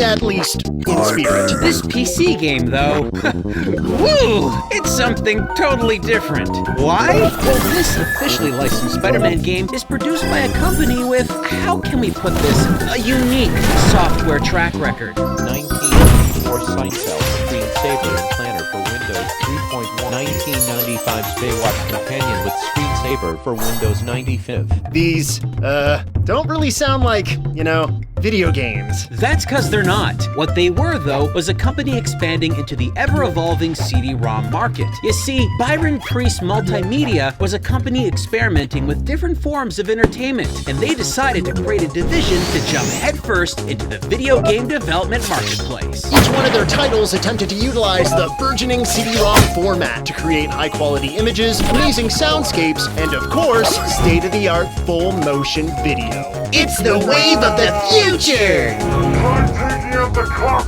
But well, what did the developers achieve with their high-tech attempt at gamifying everyone's favorite wall crawler? Let's swing right into web-slinging action with Spider-Man: The Sinister Six. First, let's go ahead and have a look at the game's intro video.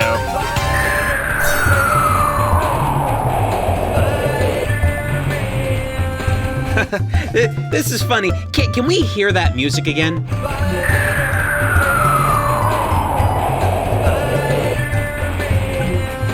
Yes, the only lyric is Spider-Man. Apparently the lyricist was paid by the word. But why does the song even sound like this? I think it's supposed to be a ripoff of the 1994 animated series theme song where they kind of do the same thing. Gotta love when a developer can lock down the rights to an iconic superhero, but not the rights to the theme song of their animated show. Oh, they must have saved their budget for all these here graphics. Right on! But we digress. Let's start up the game. Good gosh, a ticking time bomb! Oh no! Is the dev team trying to send us a message? We see Mary Jane slowly prod the bomb. Look at that intensity. She's clearly very emotional about her impending doom. Flabbergasted. Cut to Spider-Man swinging through the rooftops on his way to help. The bomb's about to blow! Spidey's not gonna make it! God! Cut, Mary Jane! Come on, no way! Not enough suspense! Oh, it was just the set of a movie the whole time. You really had us there, MJ, with your acting. Yes, Mary Jane is an actress here. The film that's being shot is her big break, as revealed by a loud, exposition-whispering Peter Parker. It's kind of late. Sorry. I only saw a few seconds of it, but you were great, MJ. You wanted to be in movies your whole life. Now you got your big break. Don't let some Hollywood jerk rain on your parade. And then we get control of Peter as he stands motionless in the center of a room. Now that's a Spider-Man game! This here is, about 50% of the gameplay you'll find in this game. Who needs hours of non-stop thrills and action when you can click around a room aimlessly and speak at people until you, well, no longer need to speak at people? Mind your own business. I'm an award-winning director. Don't insult me by asking me to recite my long and extensive resume.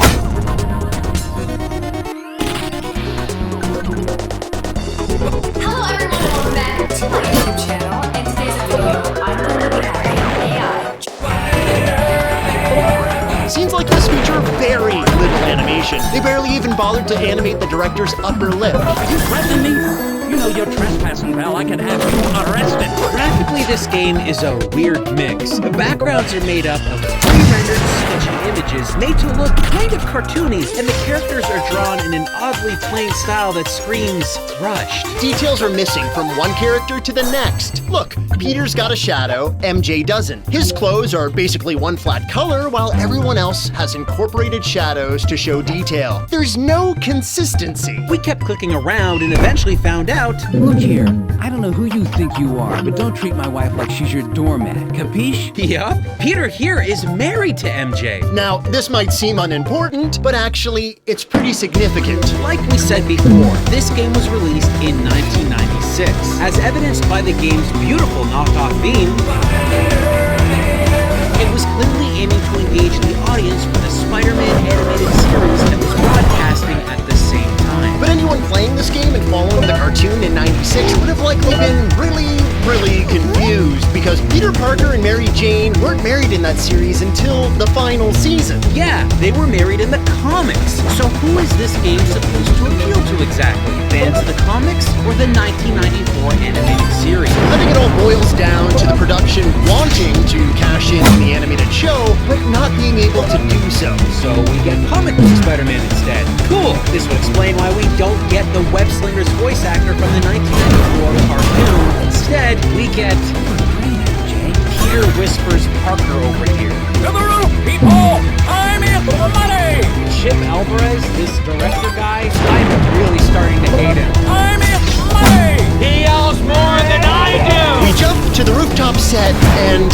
wow, someone missed their high school art class on perspective. Are Peter and Mary Jane flat paintings on the roof, or like a bearskin rug or something? Why doesn't anyone else look like Judge Doom at the end of Who Framed Roger Rabbit? I have no idea. Shadows probably would have helped. I'm amazed at the whole assortment of awkwardly posed, low-detail characters here. They feel completely out of place against the highly detailed pre-rendered background. Once again, you need to click on people and talk to forward the story. Riveting. This time, though, the characters are so far away that the creators decided they could take an early lunch and not bother with the whole animating mouths thing. I am a professional! If not your wifey on the line, now go away! Loving this so far. There is so much useless and pointless dialogue here that it's kind of impressive that anyone could write so much about nothing that's going on that's important to anybody. First rule of making an action-packed superhero video game includes static images with drawn-out, completely disposable dialogue. Maybe you remember me going over Niagara Falls in Honeymoon Homicide. I remember that scene. Wow, nice splash. Thanks. Now that's a Spider-Man game! Oh, do you hear that? Plot progression! Either there's a donut sale somewhere or there's big trouble. Oh, classic burn, Spidey. Seriously though, someone might be dead. But before Peter can verbally assault anyone else... Action! My spider sense is tingling. Why? Should I follow the police or stay here in case something bad happens on the movie set? Whoa, okay. First off, what's happening right now is a story divergence moment. Yup, you can select one of two options and get a completely different result, leading to different scenarios. The game uses them a bunch. Once you select one, you can't go back and make another choice. Players are likely going to sit on this screen a little longer than usual to really think about their choice. Which leads us to our next thought. Why pause on this frame? Peter Parker, as played by a middle-aged dad about to sneeze. I didn't think it was possible to look surprised, bored, and like a schlubby Tom Hanks all at the same time. But hey, all right. Clearly they didn't render Peter very, flatteringly here. But we need to make a choice. Let's follow the police. Those police cars stopped here.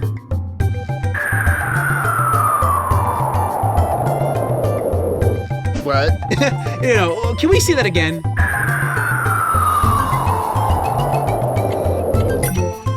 Wait, wasn't Peter just on a rooftop surrounded by an enormous film crew? Yes, and immediately midair, he was dressed as Spider-Man. When did he change?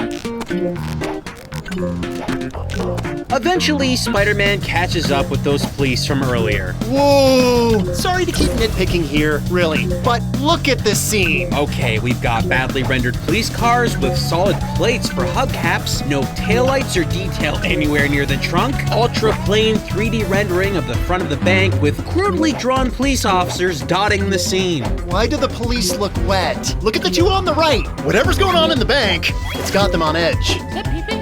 Yeah, okay, pause. Something is really wrong here. You might be thinking we're being overly critical on the visuals or overall style of this game so far, but no, we're not. Not for a game released in '96 with the Spider-Man property attached. Spider-Man had a ton of games released by this time on multiple platforms, including the 1995 Spider-Man animated series game released on the Super Nintendo that, believe it or not, somehow found a way to replicate the TV show's theme on a cartridge that would have struggled to fit a single modern-day MP3.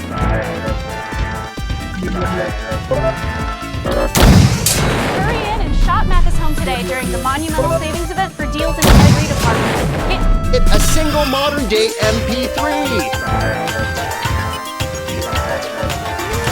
You could find games that were being released on less powerful hardware that were at least attempting to pull off more cohesive visuals. Heck, the same year this PC game was released, Spider-Man Web of Fire came out for the Sega 32X and featured better pre-rendered assets. It's baffling that this game exists looking the way it does. And don't even get us started on comparing it to other point-and-click games. We can go back years and show off tons of examples of games that made way better use of the CD-ROM format. Not just featuring better animation and graphics, but audio, gameplay, and, well, just about everything. Let's face it, the overall quality of Spider-Man vs. the Sinister Six is about on par with something like the atrocious Zelda CDI games. And even those monstrosities were released years before this.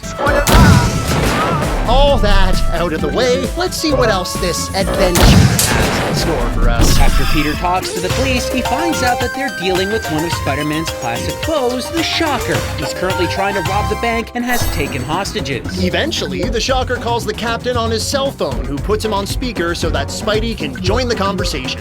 Well, I hope you're prepared for a shock, old buddy, because guess what? You'll never get away with this.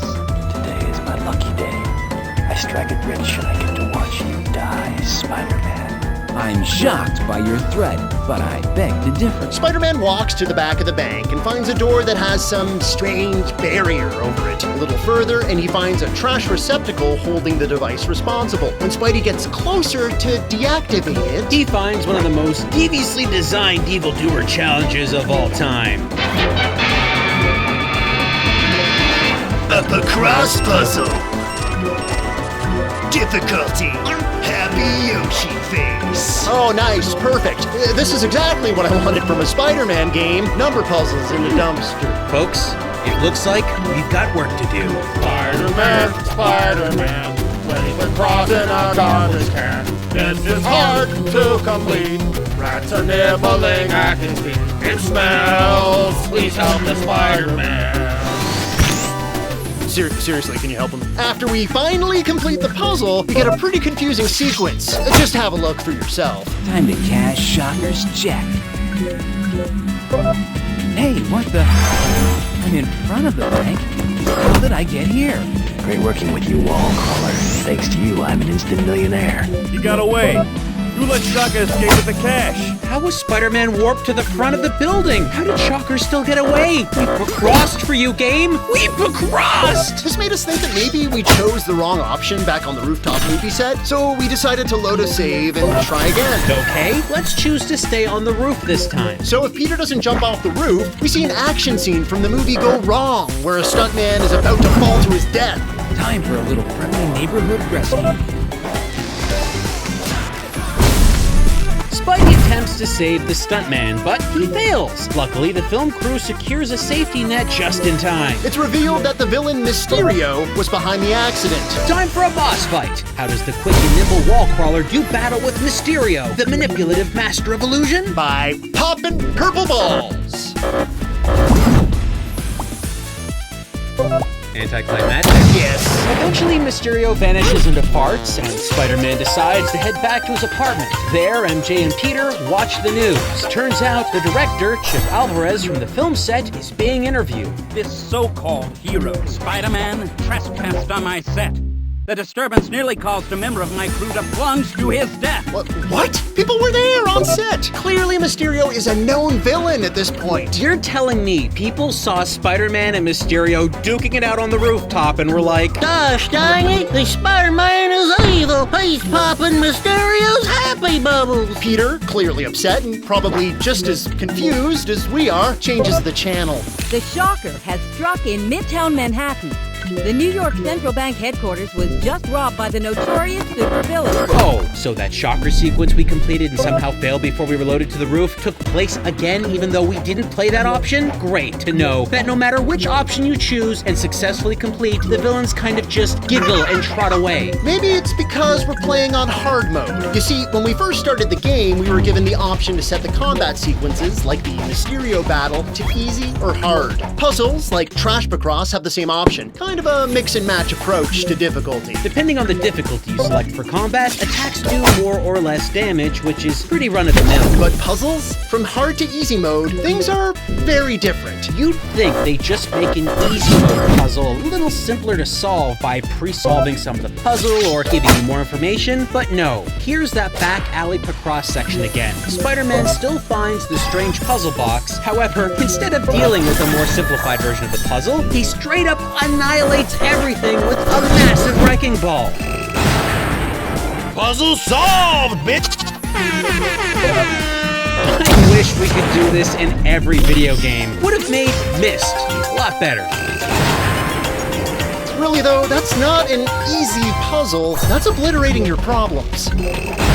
We get that maybe some of you might not want to do a Pacross puzzle because you might be afraid that you wouldn't be able to complete it, but on hard mode, there's a hint system at the top left, and the third hint is always the answer, no matter what puzzle they throw at you. Why not just remove those hints and only put them on the easy mode? What's great is that in easy mode, they still offer you hints. Look, you're given a dumpster, and you're given a freaking wrecking ball. They think you might still get stuffed?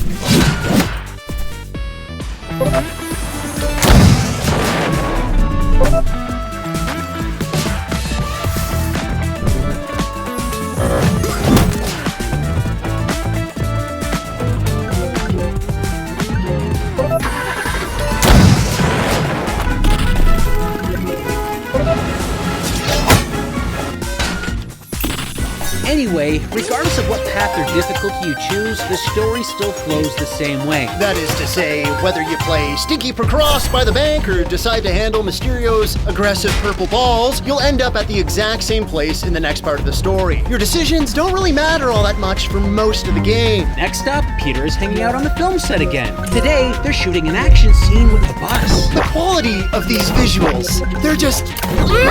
The buildings, the bus, Peter's solid back where they forgot to draw the lines indicating he has freaking arms. What I love about this scene is that MJ is shooting something that takes place inside the bus. So Peter is talking to her from the outside. You're not going to be in any danger in this scene, are you? I may get a bruise or two, but we've rehearsed it at least a dozen times. I'll be okay. Well, I'll be right here to make sure of that. Why would you have the character that's speaking facing the bus? Why did they not at least draw MJ through the glass panels of the bus door here? Well, you see, Shane, as the animator of such memorable rewrite sequences as Spider-Man Baracas, Aquaman Armpit Fish Shave, and copied and pasted Money Ghost from earlier in this episode, I can say without a doubt that this is some lazy-ass bullshit. So you listen to dialogue and just stare at Peter wearing a stupid armless jacket, because if they're not going to draw two lines to indicate that Peter has arms, you better believe they're not going to animate more lip sync than they need to. Suddenly, Vulture shows up with a fake Spider-Man. He announces that he's put a bomb on the bus, and fake Spider-Man has sealed off the door with his knockoff webbing. Explosives are rigged to the bottom of that bus. When the gas tank falls below a quarter of the tank, an electric charge will trigger a detonator wired to the bus's ignition. Everyone runs away, leaving Peter alone to save MJ and the rest of the crew inside. In easy mode, Peter just needs to stop the bus from running. So you just put sugar in the gas tank or take a rag and stick it in the exhaust pipe. Personally, I wish they brought back the wrecking ball. But okay. In hard mode, Peter has no choice but to get the people out of the bus. So he, a scientist, needs to look up a special effects master's guide on a nearby table and find some way to blend a bunch of ingredients together to dissolve the webbing. Okay, just a few minor problems. 1. Peter should already know the best combination of ingredients to dissolve the webbing because he invented the webbing. Why does he need to look at a guide? 2. Maybe fake Spider-Man is not using the same webbing Peter invented, which means it's probably not that strong to begin with. 3. This is a 1996 New York City bus. These buses have an emergency escape hatch on the roof for situations in which passengers don't have access to doors. So no, Peter doesn't need to worry about dissolving anything. 4. Let's say Peter knows less about New York's transit system than we do, which couldn't possibly be true, but it wouldn't take a scientist or superhero to know that the windows on the bus are usually paired with a safety latch to open in cases of emergencies. Peter really doesn't seem to be capable of thinking on his feet here. So of course, Peter saves the day with overly complicated solutions. But oh no, because of this whole mock Spider-Man situation, everyone around seems to think Spidey's a bad guy. Spider-Man broke onto my set and nearly killed members of my cast and crew. I want his webbed head on a platter! Peter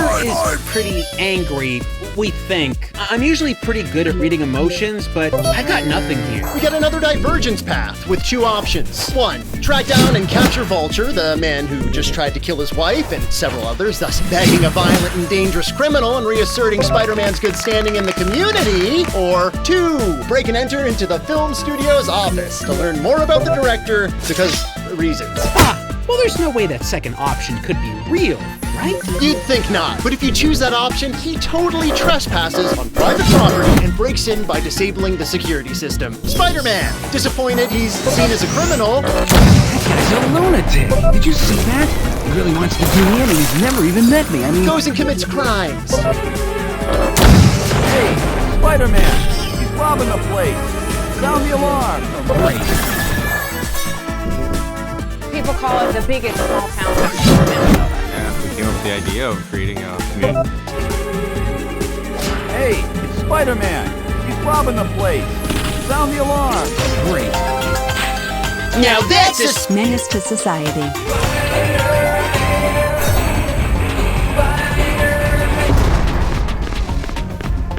Here, Spider-Man is attempting to access the director's file cabinet to get some information. On hard mode, this puzzle requires you to decipher the proper code to enter. On easy mode, here's how you solve the puzzle. You glance at the director's desk.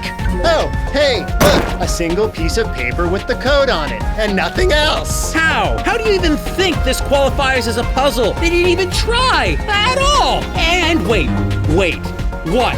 A hint system for this? There was literally nothing else in the room to click on. There's just the code. How stupid do they think we are? Even if you choose not to break the law, none of the options you pick ever seem to make a difference. Spider-Man keeps finding himself in positions where he's made to look like the bad guy. Okay, but let's say you go the route of chasing down Vulture to clear your name. Well, here's where things get repetitive. The combat in this game mainly consists of aiming and shooting at things, like what we saw in the Mysterio fight earlier. Pretty easy to deal with. But the other scenes where Spider-Man isn't slinging his webs, a poorly designed and quickly animated Spider-Man jumps onto one of 4 sides of the screen while an enemy either throws things or shoots at him. This gameplay is so bad. Spider-Man's controls are more like suggestions as to where he should go. You'd think they use keyboard inputs, but no, that would have been smart.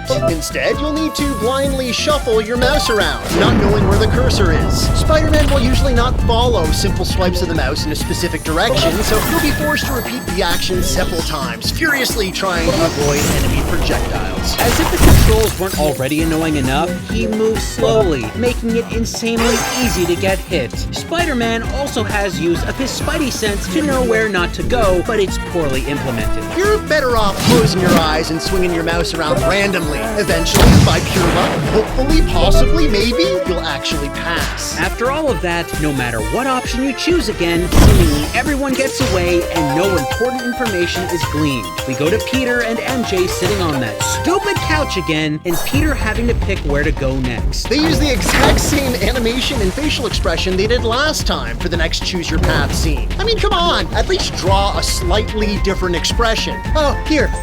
I did this in like 3 minutes. All right, let's say you choose to go to the TV station. Peter Parker just finds Hobgoblin terrorizing the studio and scaring a guy running for mayor. As you might have guessed, Spider-Man gets set up again. Bad combat, bad dialogue. My real opponent is not the mayor. My real opponent is Spider, for he represents what is wrong with New York. Don't pick this option. You might be worried about letting Hobgoblin go free to wreak havoc at this TV station if you don't go, but don't. Hear about Daredevil taking care of Mr. Goblin if you don't choose that option. In fact, it's possible to play this game in a specific way that will lead the gamer to never see Hobgoblin at all, meaning that you wouldn't actually cross paths with the entire Sinister Six roster for this game about the Sinister Six. And as for Hobgoblin, it's over. He gets arrested. The infamous Goblin won't show up after this point, regardless of how you progress. Seems like we've been robbed of that ultimate action-packed fight scene where Spider-Man takes on all the Sinister Six at once. How sad. So, Goblin is a bust. Let's go back and pick the option to go to the wrap party for the movie that was being shot. Because, yes, somehow production still continued with supervillains attacking everyone and almost killing one of the main stars. We join Peter as he's standing motionless in the center of a party. Typical. Surrounded by random people, you basically just click on whoever and listen to more inane dialogue.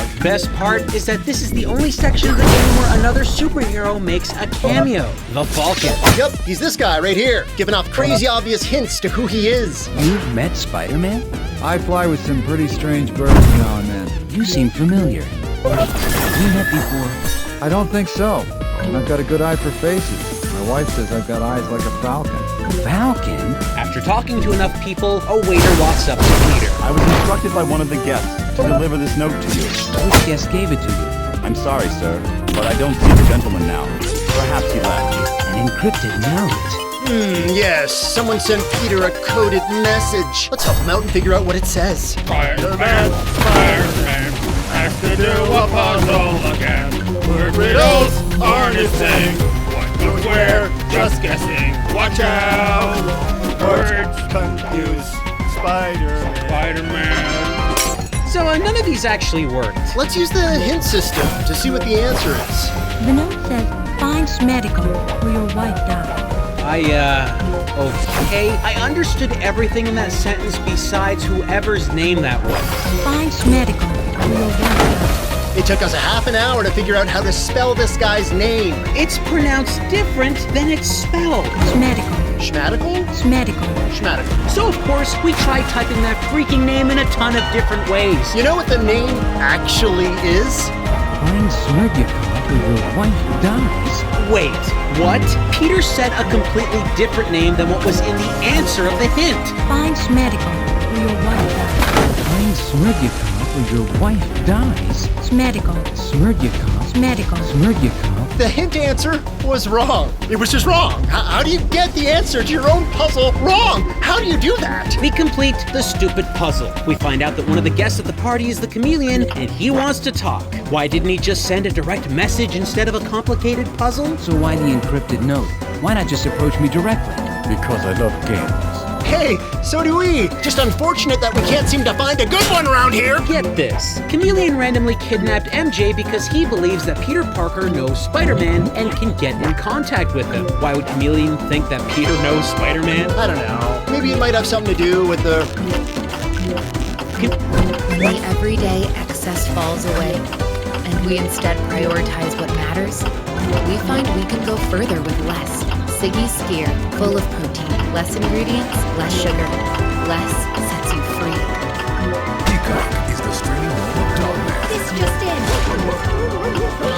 Where's Dogman anyway? Let's do this. Why say you touch that button, you? Dogman, rated PG, streaming now only on Peacock.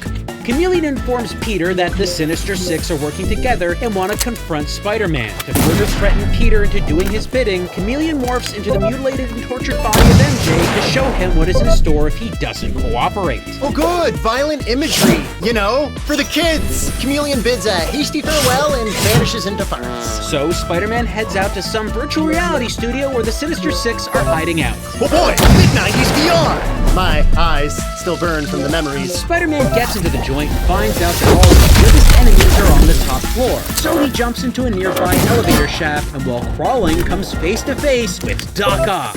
Trespassing on private property is a crime punishable by death. Spider-Man. Now, look, I'm not saying I support Dr. Octopus, but he seems to be more aware that breaking and entering is a crime. So Mr. Spidey fights Mr. Octopus in an endless elevator shaft with widely swinging CG arms just flying all over the place. It's returned to everyone's favorite terrible combat sequence. Once you pass it, Doc Ock and the gang reveal that they're trying to ruin Spider-Man's public image, which, by now, didn't have to say that. Fake Spider-Man sealing up people in a bus that was going to explode? Clear enough. Spider-Man goes back to the movie set and finds a reporter talking to MJ, who appears not to be kidnapped anymore, I guess. Anyway, Spidey discovers that the director of the movie, Chip Alvarez, and that one guy running for mayor were both kidnapped by the fake Spider-Man. Spider-Man has returned to the scene of the kidnapping. Why are you back, Spider-Man? Do you plan to kidnap others? Look, you have it all wrong. I didn't kidnap anyone. There were eyewitnesses to the kidnapping. By the way, during this enlightening moment, Spider-Man speaks to MJ in front of the reporter and calls out MJ by name. What's going on, MJ? You, think a reporter might be able to figure out that maybe Spider-Man actually knows MJ and that might be a kinda issue or something? Well, the bigger issue is that a police officer rushes up to Spider-Man to arrest him. This gives Spider-Man two options. Confront the Sinister Six, the exciting superhero option, or leave the room for a few seconds, get changed, and walk right back in as Peter Parker, in front of the reporter who just heard Spider-Man speaking to MJ. What's going on, MJ?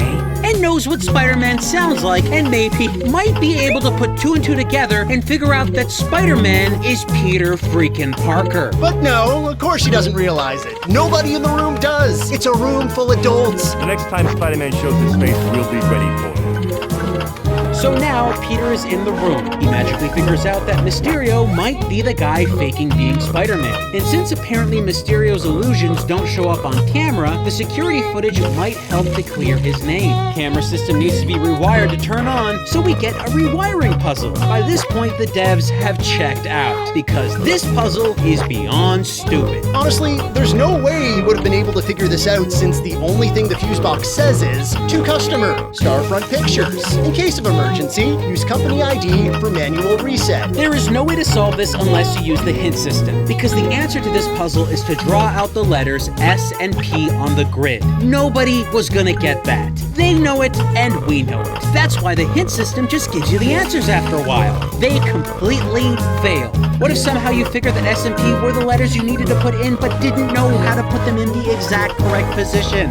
Stupid! Peter proves that Mysterio was Spider-Man all along, and the animation and drawing quality take a nosedive. You just can't help but look at all the awful. Every single person looks creepy. Spider-Man goes back to the VR studio to finally confront the Sinister Six for good. Now here we're gonna get an assortment of choices that range all over. Simple ones too, like go through the left door or right door. There's no way to know what's correct, so pay attention people, because this is gonna be important for later. We go left, and we meet the Shocker. Shocker reveals that he wants to double-cross the Sinister Six before they can double-cross him. But the best part is right here, when Spider-Man asks Shocker what they're doing in the VR studio in the first place. So what's this factory about? With the Sinister Six involved, it can't be just fun and games. To the average person who views 64 virtual reality game units this factory is producing look like cutting-edge video games. Dr. Octopus has used all of his scientific and computer expertise to create powerful, subliminal programming that can implant messages into the minds of users. Prolonged exposure to the simulations can hypnotize users into acting out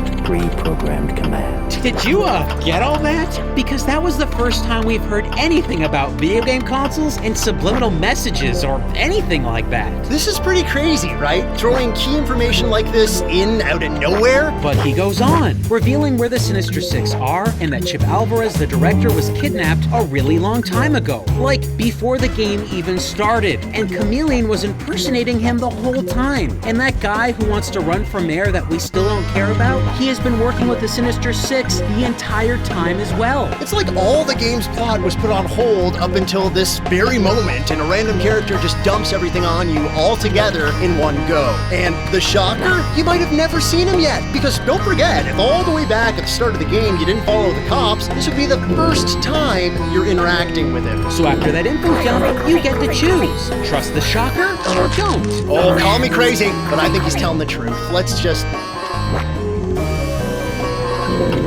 I draw all of this hair in less than 5 minutes. It has 4 temperature settings, negative ion technology, and it has 110,000 RPMs. And you can just hit a button and the light changes colors based on the temperature it is. This thing is phenomenal.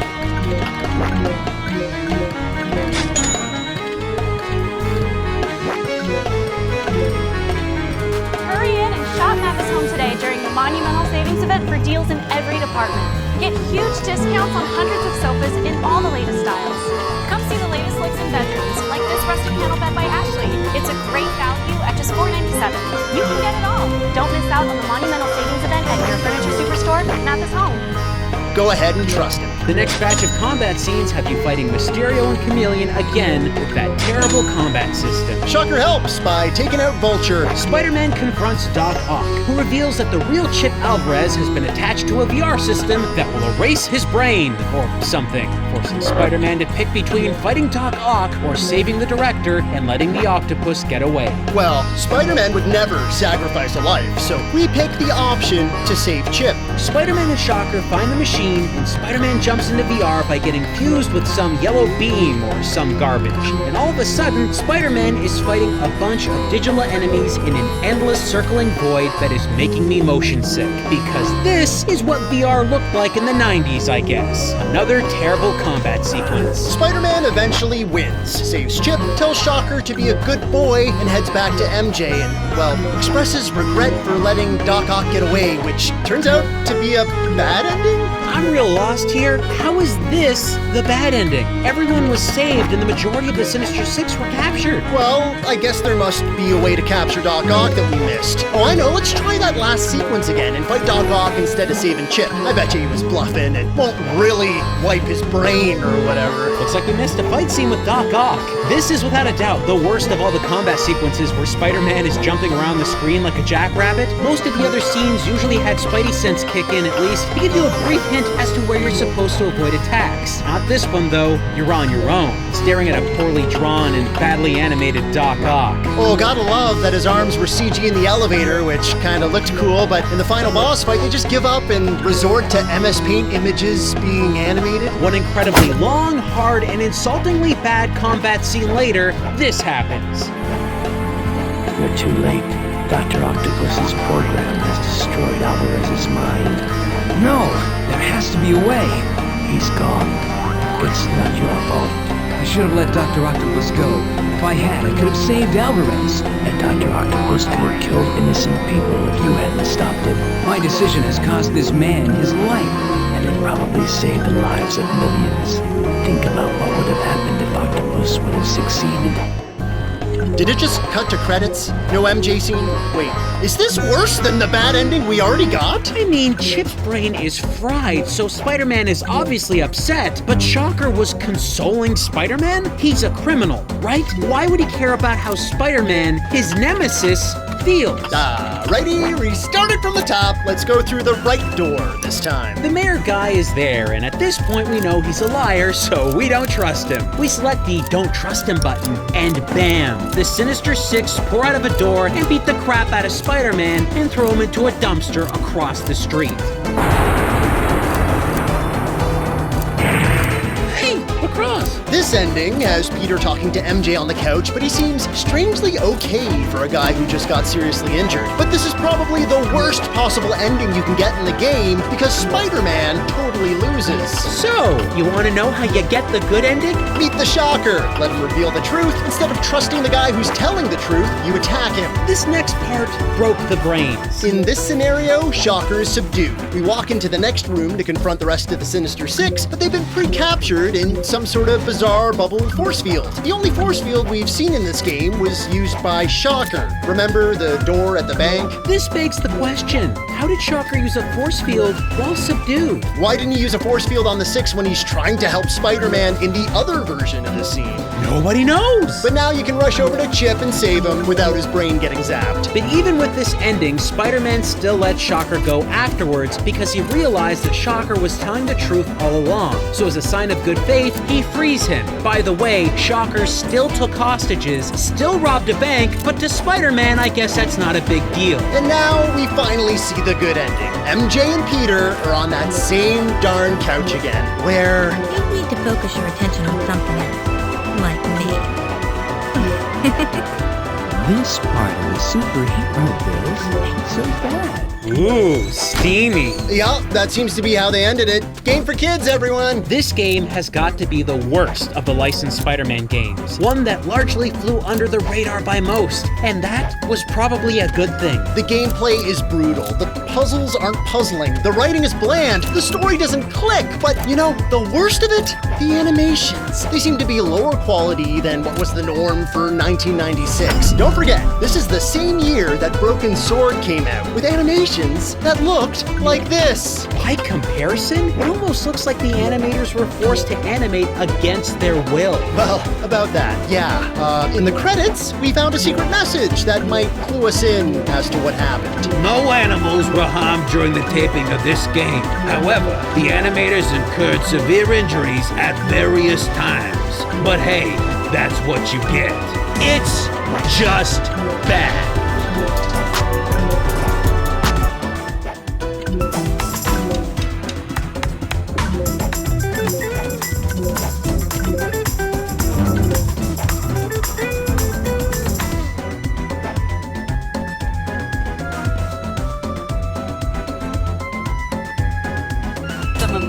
Mattress sale is going on now at Ashley.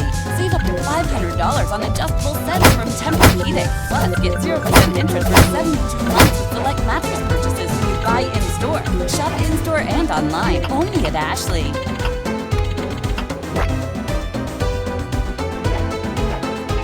The Grinch was developed by Artificial Mind and Movement and published by Konami for the original PlayStation's 2000 holiday season. There were also versions for Dreamcast, PC, and Game Boy Color. But we're not talking about those today. If you're unfamiliar, the Grinch is a character from the 1957 Dr. Seuss book, How the Grinch Stole Christmas, in which a character called the Grinch steals Christmas. 10 years after the book was released, a TV special was broadcast, which itself became an iconic staple for many to watch every year around the holidays. With a property this popular, it was only a matter of time before someone smelled money and turned this beloved story and character into a video game. I saw this cover and thought, wow, someone's trying way too hard. The Grinch and his shades have all the unbridled hip energy of a Jingle Cats reunion concert.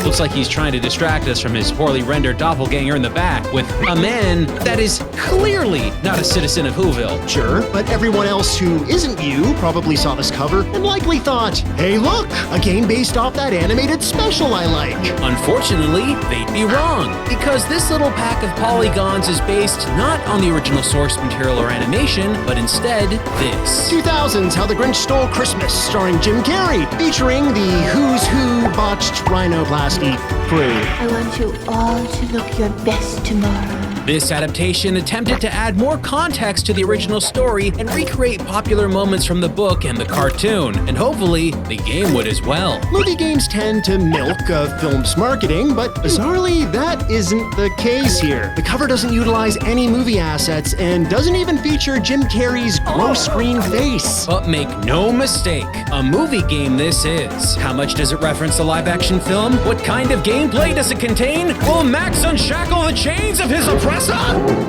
It's time we don our raggedy red and whites and siphon the holiday cheer from Whoville in The Grinch. The game opens with the Grinch sitting atop his mountain, with his sidekick Max looking over Whoville, when suddenly he gets an idea. I got it! I have a great idea. This year, I have a great idea. This year, the Who's will pay. He stomps into his cave full of cardboard boxes. Inside the boxes, blueprints for all his menacing inventions. All my inventions, my contraptions, my Machiavellian machines. Well, okay, that's totally not Jim Carrey. We also get our first look at the graphics and animations, and it's rough, to say the least.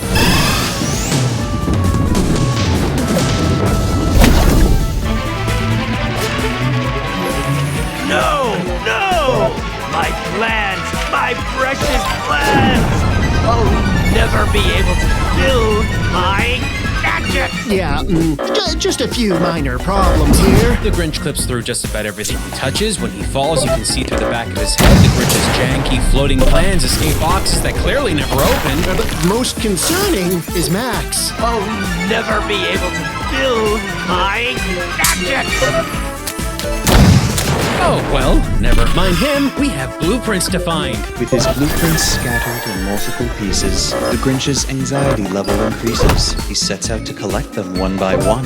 And with all that, our game's begun. Wait, who's that? Wasn't me. Anyway, you start on Mount Crumpet, your hub world. 4 levels branch out from here. Downtown Whoville, Who Forest, Who Lake, and Who Dump.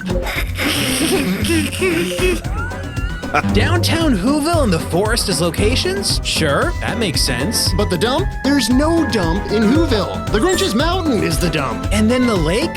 Where was there a lake in the movie? It's not even winter. Here, look at all this. It's like it came from a completely different game. Wait, can Whoville have a summer? The movie the game's based on takes place inside a freaking snowflake, for crying out loud. As would be expected, the Grinch starts his mischief in downtown Whoville. Except it's pretty low-key considering Christmas is coming. For a town that's usually excitedly marching through the streets, there's not many people around at all. Ouch! What was that? Whoville is filled with many dangers for the Grinch. Getting by unscathed is far from a cinch. Who keeps saying that? Yes, the Grinch has enemies in Whoville, and these Whos are on the attack. You know, for non-violent people, I'm surprised they're so violent towards the Grinch. Except for the ones who seem to like him a lot. Hey! Who are you, Big Daddy? Excuse me, what are those Whoville children saying? Hey! Who are you, Big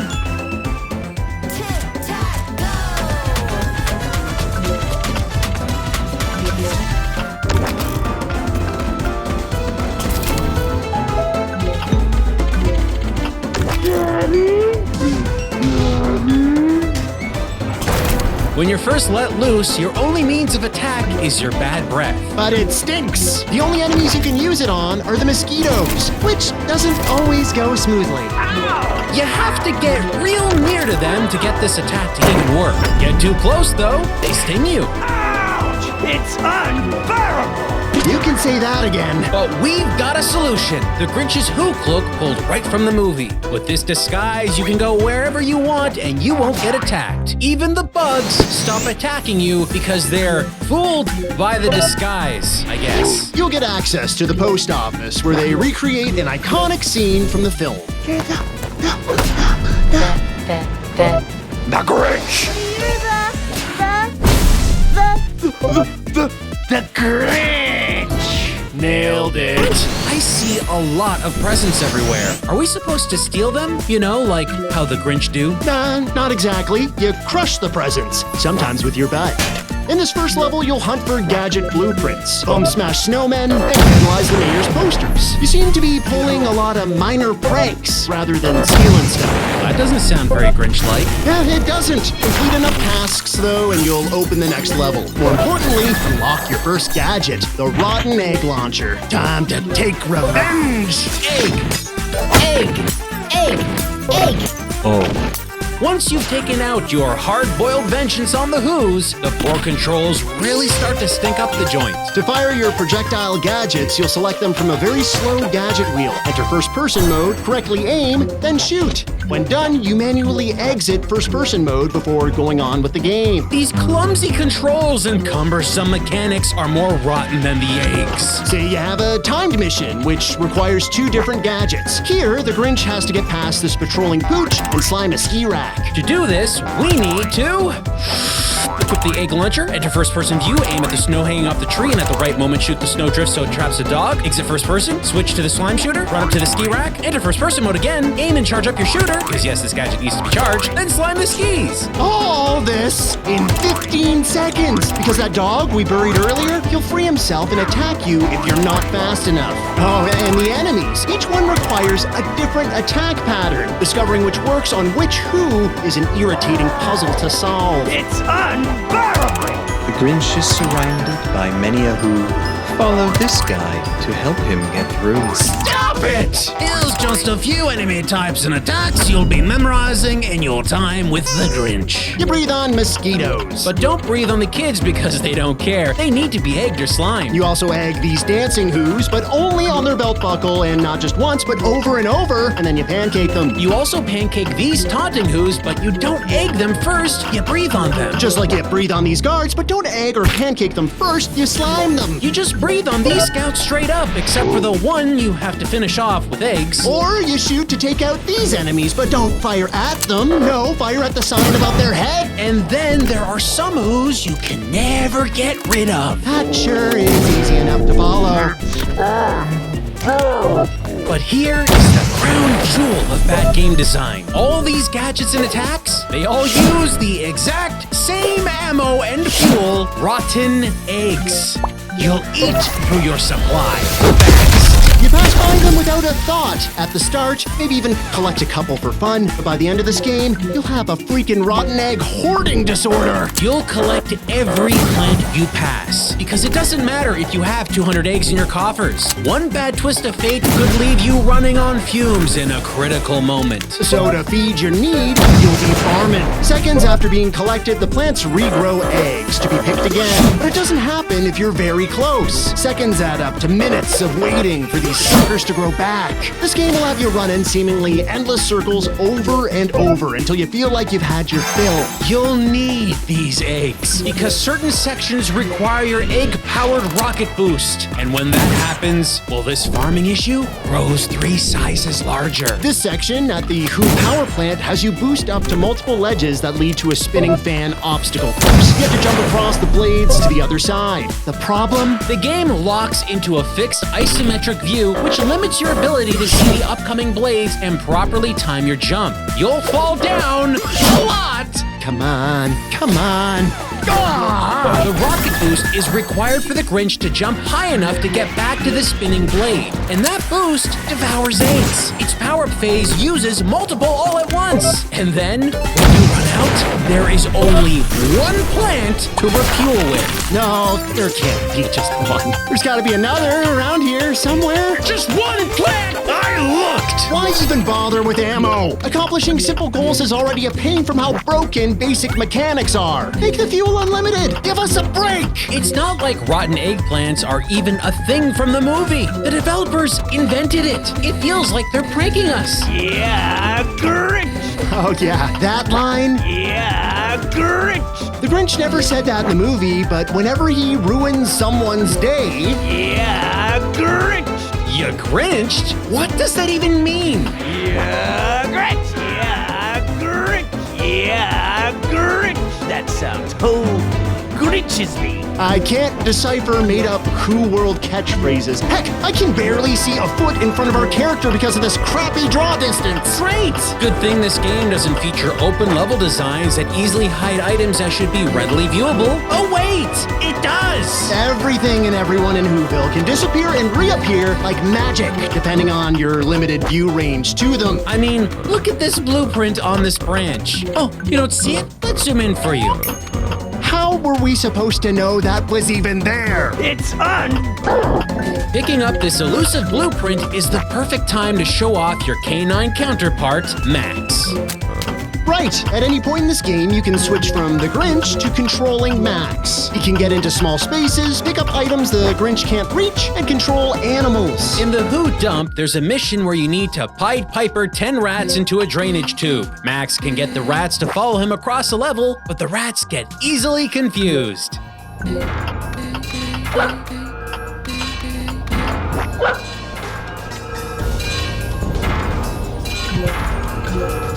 Why was this even a necessary gameplay element? Did Max coerce rats in the movie? Nope. This experience is bursting at the seams with busy work tasks made complicated by bad mechanics and clumsy controls.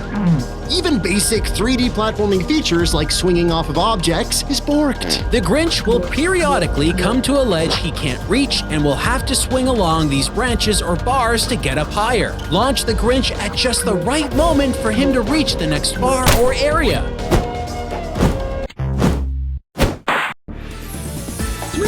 These are my go-to movie snacks. Sweet and chewy outside, soft and tart inside. Dare to combine with sweet tart robes. With Verizon Home Device Protect, when coffee meets keyboard, you cover it. When an alley blue cover. Pets. Yeah, we got you. And when an install is beyond your skills, get professional installation on us. Plus 24/7 tech support and hassle-free repairs or replacements.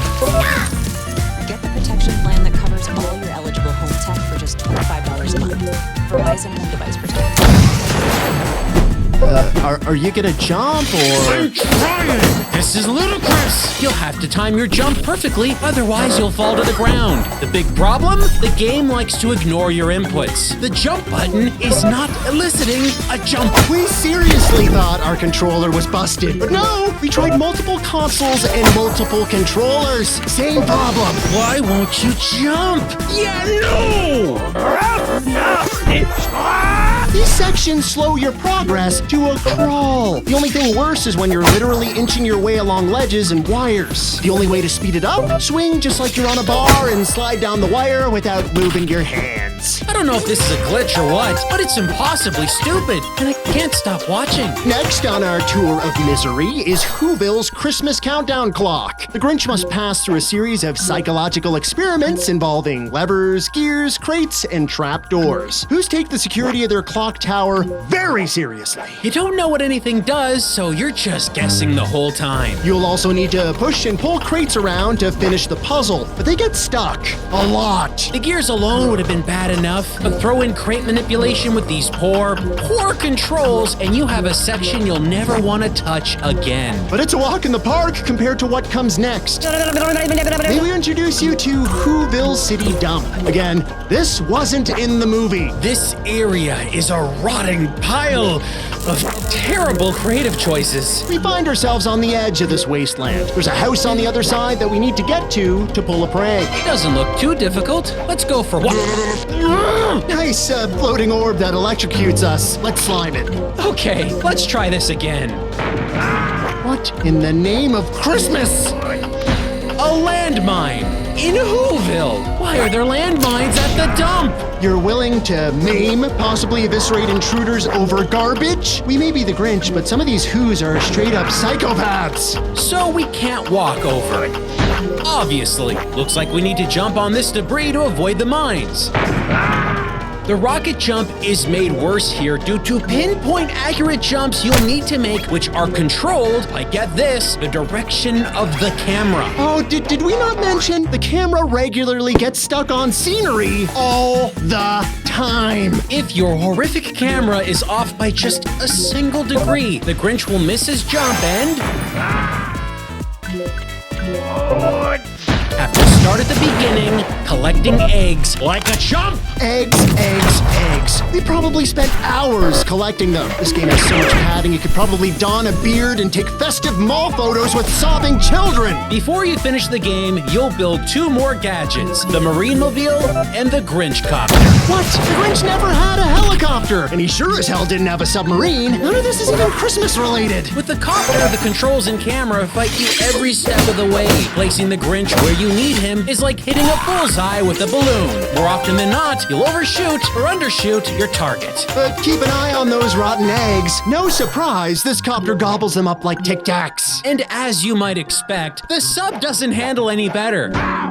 The movement is, pardon the pun, horrendously floaty. Real nice when you have to collect 10 microscopic pearls in a time limit. Why are we collecting pearls? Can anyone tell me what's going on? Hitting pearls with these controls feels like trying to thread a sewing needle wearing boxing gloves after having too much Who wine. Nigh impossible!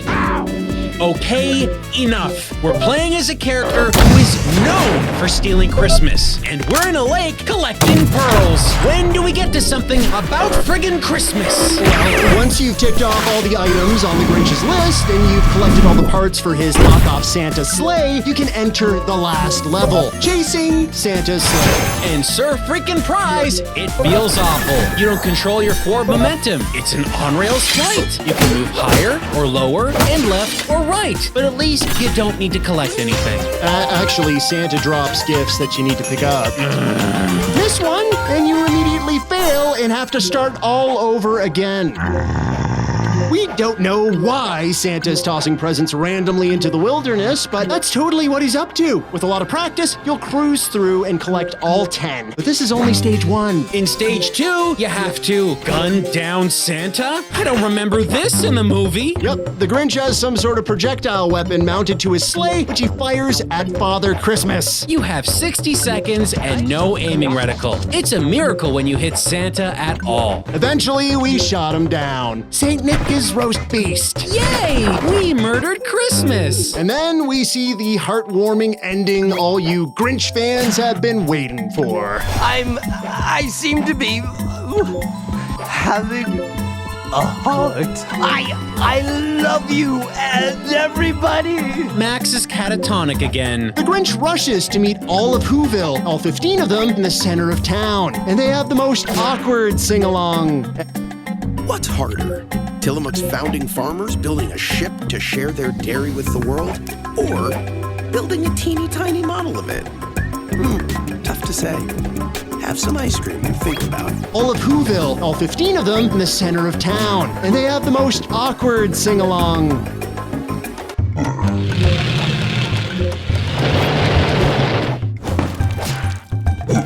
Skull Island: Rise of Kong is an action platformer developed by Iguanabee. It was published by Game Mail Entertainment for PC, PlayStation 4 and 5, Xbox One and Series consoles, and Nintendo Switch in 2023. Rise of Kong, huh? Like King Kong? That's the giant ape that fought Godzilla a few years back. Right.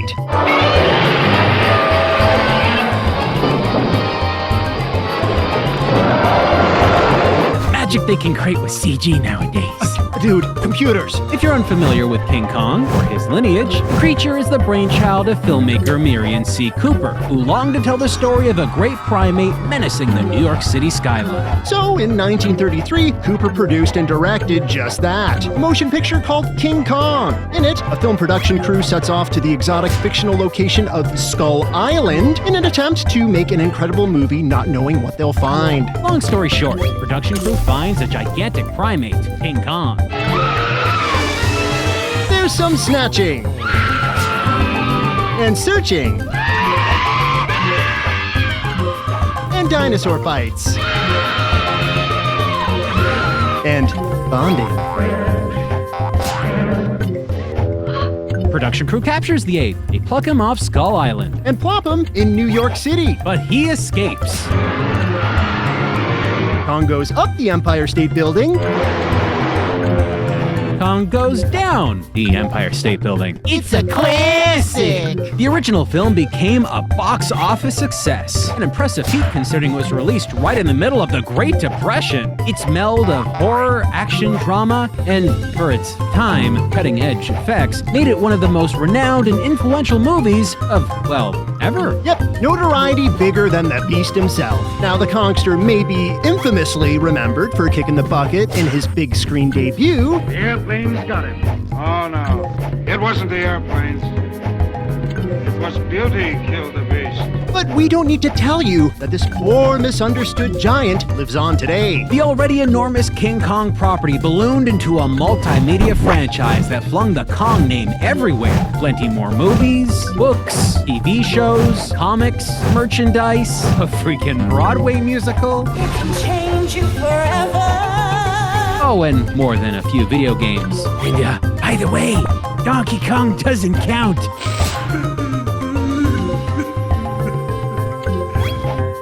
But we only care about one of those many games today. Polish those fangs, practice your primal roar. It's time to fire up the Nintendo Switch and play Skull Island: Rise of Kong. Okay, hold it, stop. Whoa, we're just getting started. What's up? You're seeing this, right? The start screen for the freaking game? Look at it. Is it, like, popping? Honestly, I don't know what you call this. But looking closely at the foliage and background assets, there is definitely a problem here. Things are flaring and resetting every few seconds. Heck, even when you press A to play, we're hit with other asset problems. Watch the yellow highlight as I bounce between menu options here. Kind of funky to the eye, right? Slow it down a little bit and you clearly see frames of this animation are incorrectly placed. Ouch. Lack of attention to detail this glaring, we haven't even started level 1. Well, no backing down. We got a job to do. We're going in. We start a new game and get a healthy chunk of Kong lore. There are stories of gods told by fanatics. Stories of kings told by the oppressed. The narration and cave drawings do a cheap but commendable job telling us about the colossal ape species that happens to live on Skull Island. Seems they fought for generations to survive amongst